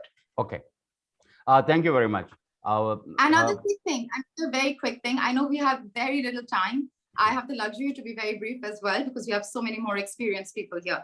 But I'd say that we have to think about also establishing commerce and culture centers. And I'm not saying that, again, governments are doing a lot. The embassies are very active in promoting and understanding opportunities. Yes. Young people, young entrepreneurs should be encouraged to form centers and groups with each other, commerce and culture, where they can brainstorm together, serve as platforms, to understand how both sides can, culture and commerce are in the end connected. So I think these kind of centers with help, obviously we can approach, for example, I was planning this in Beijing with one of the people I work with. We can establish this kind of a platform, and with the embassy support as well, invite Chinese entrepreneurs, media, etc., to understand aspects of Pakistan. And tourism is important. Tourism is linked with his interest. So when we talk about promoting tourism, I think we should also connect every tourist opportunity that we are talking about. We should have a proper understanding what is the historical significance of this place, of this area, and be able to communicate it in a way that actually intrigues people. Okay, thank you very much for your wonderful briefing about the initiatives that are taken and how we can take it forward.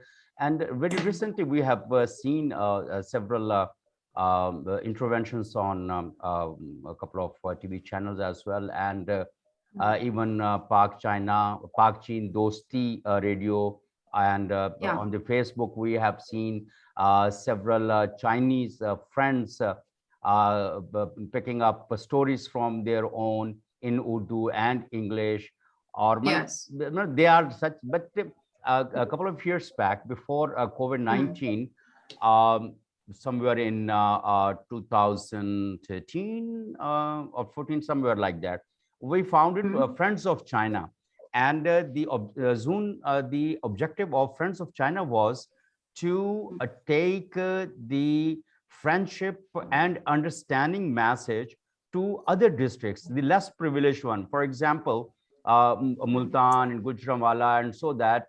And it's a wonderful idea like Zoon, that you have put up, the young entrepreneurs. And that would be a great idea if we can connect that idea to Friends of China Forum, where I had already requested Excellency Mr. Zhang that we need to explore and take the message of culture and understanding to other cities as well, from Islamabad, Lahore, and Karachi to other maybe like 30 or 40 cities. And this idea can also be incorporated, and in the advent of Zoom and like virtual meetings, we can have such kind of interaction at the less privileged. And if we add a sort of cultural activities and interaction, that can help. And I was also discussing with my friends, with my team, and Mushai Saab as well, that why not, because we have more than 71 years of bilateral relationship. Many people have contributed very significantly on strategic affairs, on political collaboration, on economy, on culture and youth engagement. Why not to start appreciating and recognizing their services as well? Pak-China Friendship Awards, that can be an instrument of boosting more closer ties, I believe. And wherever I discussed these two ideas, they said like it's wonderful to have expanded relations and reams of activities. It's wonderful that we can also I think I'll quickly just add that in the end, exactly how effectively, positively, and consistently we can engage and inspire our people to contribute. Yes, that is what's going to be that is the game changer. And I'll also lastly add, in China, I mean, I feel so privileged that I've been able to visit communities, parts of the country, especially even during these last 2 years. And I understood, every person knows they can make a difference. Their positive attitude, and there are documentaries coming out now about the hard work that people are still going through. There are parts of China that are developing. These are the stories that in China that inspire ordinary people to continue working towards a better future. Yes. And that's the kind of stories we need to tell, not just obviously about China and Pakistan, but also within Pakistan, to make sure that our people, that youth that we have, becomes our biggest asset. It is our asset, but we need to nurture them towards it as well. So that's something 100% we can learn from China as well. There are many, Zoon, I have seen many young entrepreneurs working with Chinese companies in Pakistan. And we Yes. need to push all these positive factors and elements little more so that it could create a phenomena of the game changing Synergy is relation. between, Yeah, yeah. exactly, Okay, synergy. thank, People are not just and such kind of okay. things, and very recently, in the recent years, we have seen many China study centers coming up in different universities, ComSats, and if I start naming, there are several. And It's a positive trend. it's a positive thing that Pakistani universities have started researching about and documenting and developing studies on the Chinese models, how impactful they are and how they can contribute educating local students. They are studying in the local universities. I have invited Professor Dr. Zahid Anwar Saab, who is head of one of such China Studies centers, and that is with University of Peshawar. Over to you, Professor Dr. Zahid Anwar Saab, how these China Studies centers have contributed so far, and how these research on the Chinese models can help Pakistan to revamp in different sectors.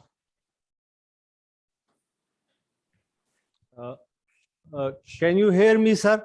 Yes, very loud, sir. Very loud and clear, okay, sir. Yeah. Okay. I'm thankful to the organizers, particularly Munir Ahmed Saab, for invitation and honor to be a guest speaker in this important webinar on Pakistan and China cooperation in the emerging global scenario. Yes, you have pointed out that China study centers established in Pakistan, and they are disseminating information about China, its culture, its history, its foreign policy. And in the same way, Pakistan study centers are established in China, and they are bringing peoples of China more near to the cultural and social aspects of Pakistan. So this is a great move for bringing the two people near each other. It's broader, in a broader perspective, it's part of that higher education commitment and collaboration between the two countries. Pakistan and China cooperation has played a very constructive role in the regional and global peace and stability. In Pakistan, relations with China are expressed in catchy phrases like the relations are higher than mountains, deeper than oceans, sweeter than honey, all weather, iron brotherhood, stronger than steel. All these words and phrases reflect ground reality. Although Pakistan and China established their diplomatic relations in 1951, both soon became involved in conflicts in Kashmir and Korea and were burdened with the task of nation building. Ladies and gentlemen, the Chinese leadership appreciated that Pakistan was the first Muslim country to recognize PRC. Pakistan also did not militarily participate in the Korean War despite US urging. It also expressed dissatisfaction over China's absence at the 1951 San Francisco conference held to conclude a peace treaty with Japan. Chairman Mao instructed his foreign ministry as early as in 1951 to develop relations with Pakistan. Again in 1956, while designating his second ambassador, Chairman Mao instructed him to pay special attention to Pakistan, which was China's southwestern gate. This reflected Chinese sagacity and understanding of both the countries being a source of strength for each other despite having different worldviews. Ladies and gentlemen, the Border Treaty of 1963 was a defining moment in Pakistan-China relations, further enhancing mutual trust. Then in 1964, Pakistan became the first non-communist country in the Muslim world to begin its flights to China. For a long time, the Chinese used Pakistani International Airline to travel overseas. Pakistan also extended technical assistance to China in its negotiations with the World Bank. In March 1965, In a major move, Pakistan denounced the two-China policy of the US. China now began to regard Pakistan as a trustworthy partner in South Asia. Pakistan has also taken a clear shift in its foreign policy by showing willingness to come closer to China. By mid-1960s, their relations were poised for a major leap. Ladies and gentlemen, in July 1971, Pakistan played a seminal role in facilitating US Secretary of State Henry Kissinger's secret visit to China, leading to the rapprochement between the two countries. Professor Saab, may I interrupt you? We all know about the history and all the major steps that were taken to strengthen ties between. My specific question was the role of China Study Centers. What kind of researches or collaboration you have developed so far, and how they will be benefiting Pakistan's CPEC regime and in the coming years as well. And can you please focus on these two aspects? They are very important. Rest the history, okay. I think everyone knows, all the learned people. Okay, yeah. Munir Ahmed Saab, thank you very much. Now I will be focused on what you have asked. Yes. Actually, since I was given the topic, so I talked on that context. And they say if you fire the past with a pistol, the future will charge you with a cannon. So that's why in historical context, I talked about that. Yeah, now I will thank be you, more thank specific. you very much. We are obliged to shed light on it. So now it's like I'm focusing on that. You know, many China Study Center have established in Pakistan, and they are doing exactly to strengthen the relations between China and Pakistan. They are strengthening relation on their own way, because what was the purpose why they were established? They were established to increase the understanding between the two countries, to start teaching Chinese language in Pakistan. You know, some scholars talked about the 64% of Pakistan population is comprised of young people, students. So now these China Study Center are teaching Chinese language to these students. So when they will learn Chinese language, they will play a better role in CPEC project and built-in road initiative related projects. So in this way, they are playing their role. They are collaborating in higher education. You know, as more than 28,000 Pakistani students are studying in China, they are contributing, they are ambassadors, they are bringing the two people to near to each other. Now, you know, there are many research projects going on. You know, there is a consortium of Chinese and Pakistani universities. That consortium included many high-ranking universities in China and many high-ranking universities of Pakistan. Now you know, under HEC and under China Association of Higher Education, KAHI and HEC, under their leadership, you know, there is a CPEC research grants offered every year. This year it was offered, in the last date is 31st May. So in this way, now they are conducting research on special economic zones. They are conducting research on CPEC related projects related to infrastructure, related to telecommunication, related to special economic zone, related to Gawadar deep sea ports. So in this way, they are conducting, on the one hand, research on different projects related to CPEC. On the other hand, they are promoting cooperation and collaboration in the field of higher education. For instance, you know, many MOUs and agreements have signed between many Pakistani universities and many Chinese universities. I will give an example that University of Peshawar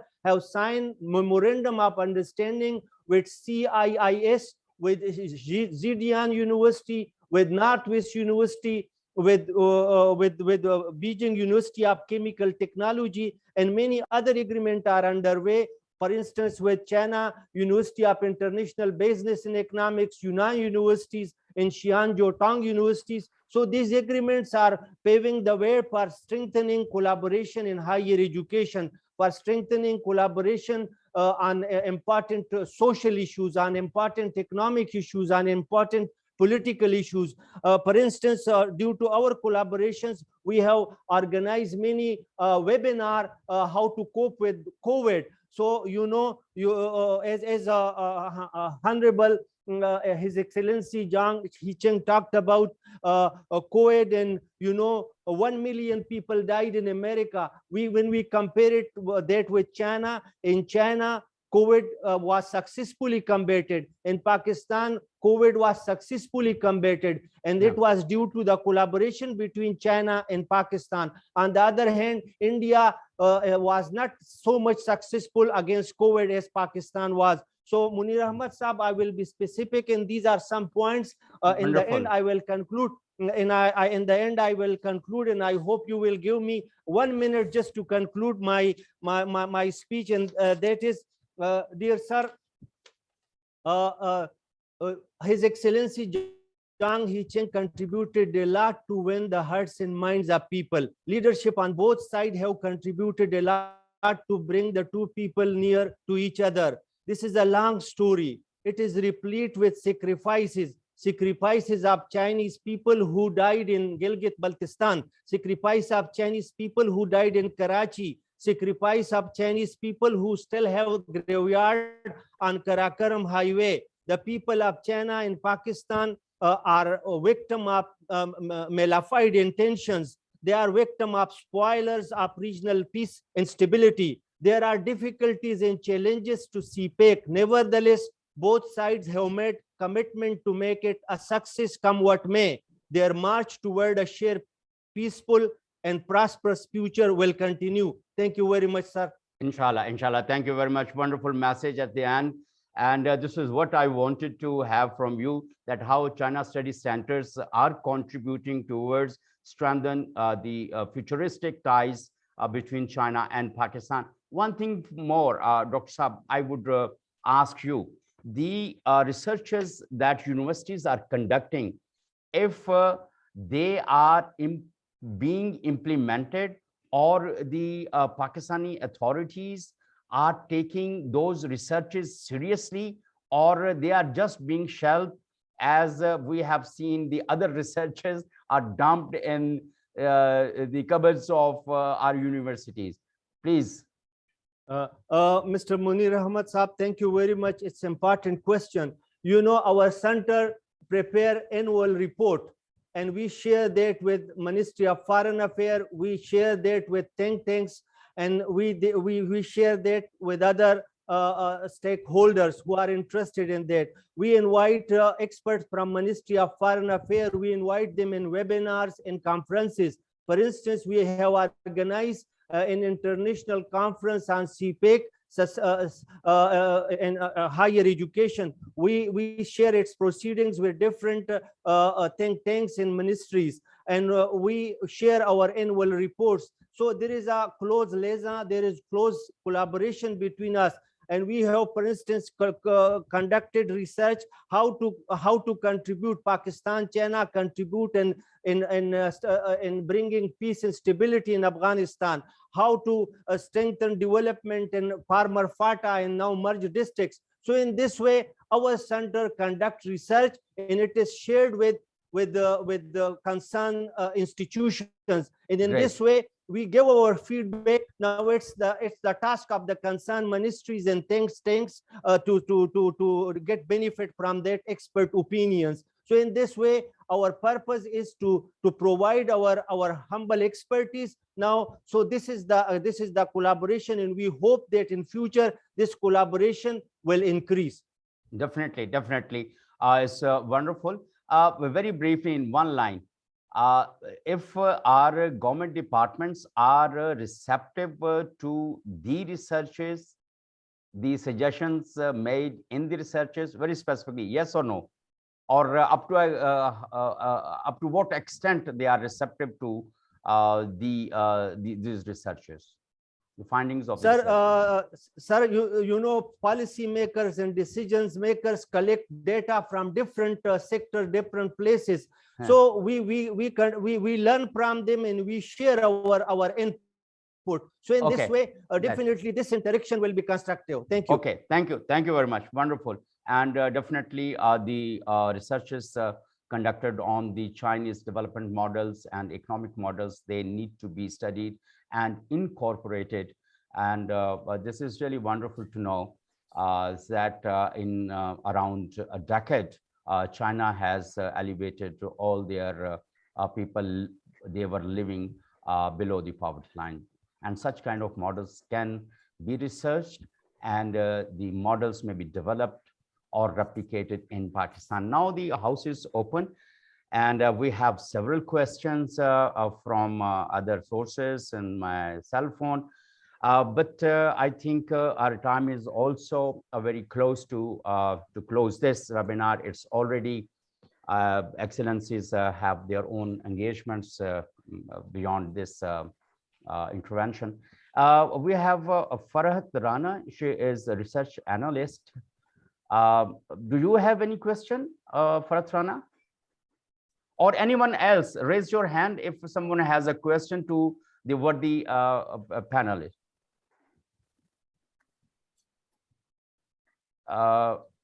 Shall I unmute you, Farhat Rana Sahiba?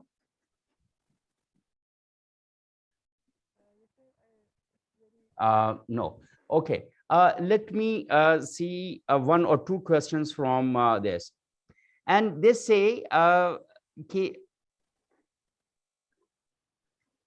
the language barriers and the living of both nations are very different. And sometimes they are not incorporated, or like, what? How can I make this question? They are the two different cultures. Their work habits and their living habits are different, and sometimes very conflicting with the local culture. Excellency, Mr. Chan, can we, how to answer this question? Everyone has different culture. Even my culture may be different from my neighborhood. So, actually, the language barrier is a big problem throughout the world, and mostly we use the 5 major languages here for the United Nations. Even though China and Pakistan will have differences in many ways, in the languages, in the culture, religion, and other cultural backgrounds and historical backgrounds, still China and Pakistan were neighbors, were brothers, and were partners, and were friends.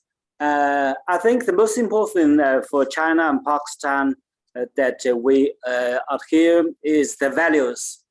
We have the values we share for our for the family. The family structure is very similar to that in China. This is I think this is a very important value that we share, and we respect the aged people, and we love the young people. And this is the same in Pakistan, where whenever I go to the countryside, to the villages, and found this very much typical study in China, and mostly for that we have the concepts that we for development and peace. We are peace-loving people, and Pakistani people also as well. And for Muslims, we also have Muslims in China, and this is sort of a cultural background we share between China and Pakistan. We share many more. Though to narrow down this gap, where I think in the future we should try to dub or make more captions for their films. Last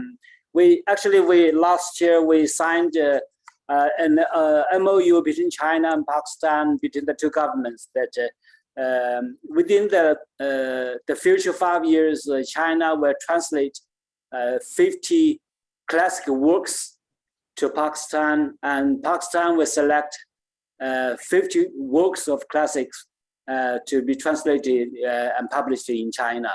This is a good way that these books will be going to different families, and this can narrow down and bridge that. Okay, thank you. Thank you very much, Excellency. Hania Iftihar has a question. Hania Iftihar, please go ahead.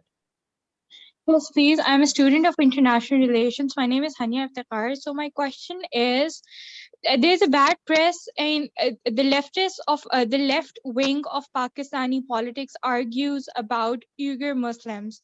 Like, what would any one of the panelists have to say? See, there is an evidence, and then there is press. There cannot be a baseless press. Like, if there is nothing happening, there's no fire in the forest, even on 1 inch, the press cannot, just go on to say that, look, there is a fire in the forest. Okay. So my question is about the Uyghur Muslims, that if China promises, or if China looks forward to sustain the global order globally, and there is no particular sort of peace in one of the region of the China, then how could the people, the public, Okay. or the left, or how can one argue with the left political wing of Pakistan, or even globally, that it can be the China has good intentions globally? Okay. Thank you. Excellency, would you like to answer this question? The issue of Uyghur Muslims, and that's a perception that being projected in the media, that China is not doing well with them. Excellency. Actually, this the people around the world may be quite aware of the press releases that we have issued by our spokespersons with the Ministry of Foreign Affairs, and also now we have the UN High Commissioner for Human Rights now is visiting China, and this actually is actually the rumors and the lines are fabricated by the United States and other Western countries, plus the Western politicians and media. This is absolutely not true. These are their lines. Do you think there are millions and millions of Chinese Uyghurs being genocided? And how, but where can bury all those people? There's such a huge number. That's ridiculous. This is their lines, and this is not true. There are so many ambassadors and diplomats working in China, visiting Xinjiang and other parts of China. And also we have invited the media people, the journalists. I'm sure Zoon Han may also be quite aware of that. And I also sometimes watched her interviews and with Liu Xin and other Chinese journalists, and also we have Li Jingjin also, who always are online with people and throughout the world to broadcast on sport the real situation in Xinjiang. These are very abnormal narratives about China. They're trying to contain and to fight against China. This is part of their strategy. Okay. Thank you very much for the explanation. Some independent journalists have already written about these rumors, and they said this is being blown out of proportion, and that's very unfortunate. Now, I have another question, Mr. Wang Zihai. I would request you to answer this question, because this is more pertinent towards environment-friendly or climate-friendly industry. And this question has two parts. One, China is not obliging the COP26 conditions, whatever they are. And secondly, the special economic zones, China, as mentioned in the press, are going to install second-hand environment unfriendly industry in Pakistan. This is more related to trade and industry, and if you like to answer these two questions.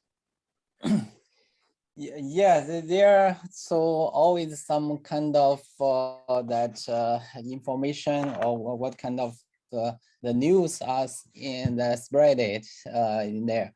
So actually that is I think this is how to say this is the wrong some misunderstanding of such kind of industry background. You know, even we are in a different phase of the development phase.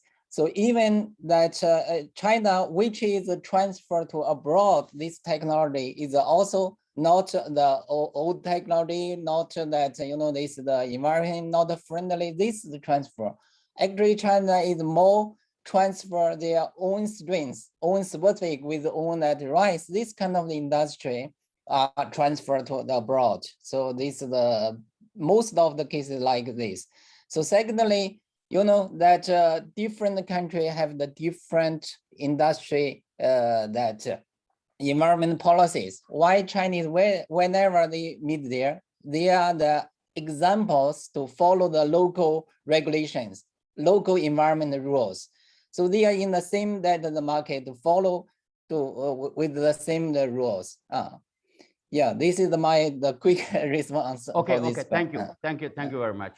Now, I think Professor Victor Gao, this is you have raised the hand. Yes, this is Victor Gao. I want to add a please. very brief point. Please go ahead. Please go ahead. Thank you. Mr. Chairman, you raised a very important question about Uyghurs and the allegations about genocide in Xinjiang. Let me add a very quick point because I believe this point is of interest to many of us. Now, first of all, Xinjiang is the largest land area in China, accounting for about 1.6 million square kilometers. And Uyghur is one of the ethnic groups living in Xinjiang, but there are several things worth emphasizing. One is that Uyghur themselves were not a native tribe in Xinjiang. Their ancestors actually lived south of the Baikal River in today's Russia, and in between today's Russia and Mongolia, the outer Mongolia, I mean. And then over the years, they migrated to today's Xinjiang. But that's for the background. Now, secondly, the area in Xinjiang, which is dominated by the Uyghurs, is what we call South Xinjiang, the Kashgar area, bordering with Afghanistan. And over the past 20 years, during the war of Afghanistan, there was a lot of call for jihad against US troops, against NATO troops in Afghanistan. And this call for jihad really made a lot of noises in Xinjiang, especially among the Uyghurs who live just along the border with Afghanistan, which can pick up signals just by a simple radio, for example. And as a result, there were extraordinary amount of people among the Uyghurs in Xinjiang who wanted to go to fight a jihad in Afghanistan. Now, China did several things. China, upon learning that there were extreme fighters, especially among the Uyghurs, wanting to go to fight against the NATO troops and US troops in Afghanistan, they started to seal off the China-Afghanistan border, completely sealed off. Secondly, those radicalized people, especially Uyghurs, who cannot go to Afghanistan directly from the border area, they started to illegally smuggle themselves out of China through China's Yunnan province, Guangxi province, to Vietnam, Laos, and Myanmar. And eventually they go to Kuala Lumpur in Malaysia. And then eventually they find their ways to Turkey, and eventually they find their ways back to Afghanistan.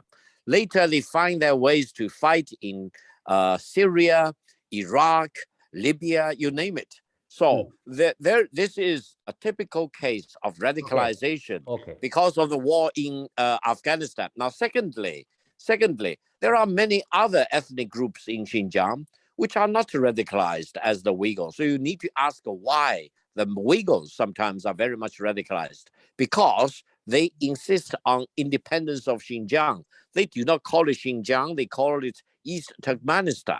This is another reason. So when you're faced with radicalization, extremism, terrorism, and separatism, which we call evil forces, this gives the rise of a very, very dangerous situation in Xinjiang, especially among the Uyghurs.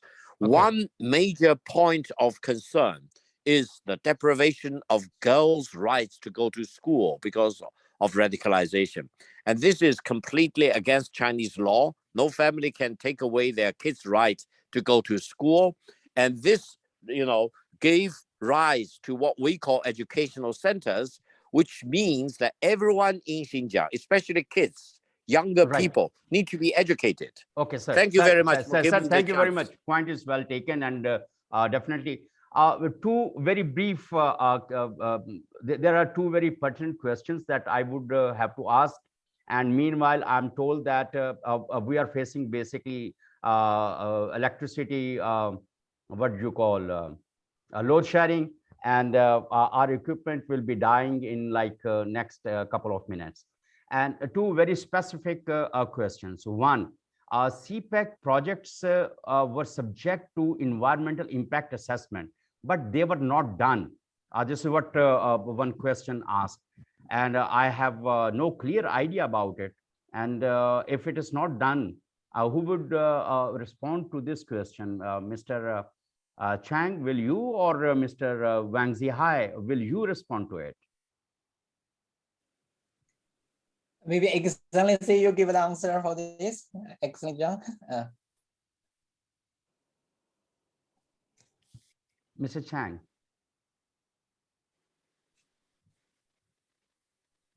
No, I'm not going to give an answer to that.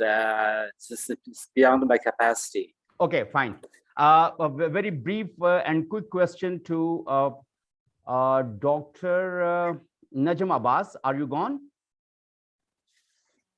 Najam Abbas. Najam Abbas, sir? Okay. Meanwhile, Farat, you wanted to ask a question? Because we have only 2 minutes left, and that's it. Farat, you wanted to ask a question? No. Okay. I wanted to ask because Dr. Najam Abbas lives in UK. The question is why US and UK trying to knock down CPEC? That is a very critical question. Why they are against, why they are trying to knock down CPEC? This is the question. And until Najam Abbas comes, anyone in like very briefly, Mr. Chang or Mr. Wang Zihai, would you, why UK and US trying to knock down CPEC? Very briefly.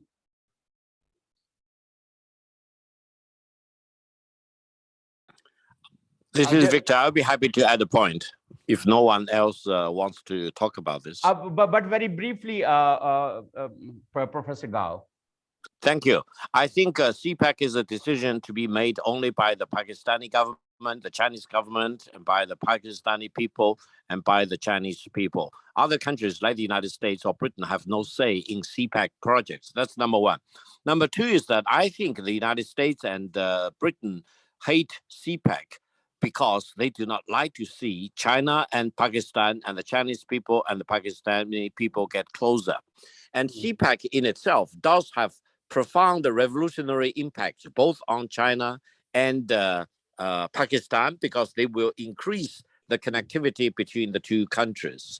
And in the longer term, I think this will also have a lot of immediacy and impact on China's relations with the Middle East, China's relations with the Muslim world, and China's relations with the Arab world in particular. Why? Because Pakistan, as I mentioned, in Pac-China Plus, is a very important part of the Muslim world, the Arab world, and the Islamic world in general. So they do not want to see that China, which is a true friend of the Muslim world, Islamic world, and the Arabic world, will have a closer route to the heartland of the Muslim world through Pakistan. This is their evil design, and this actually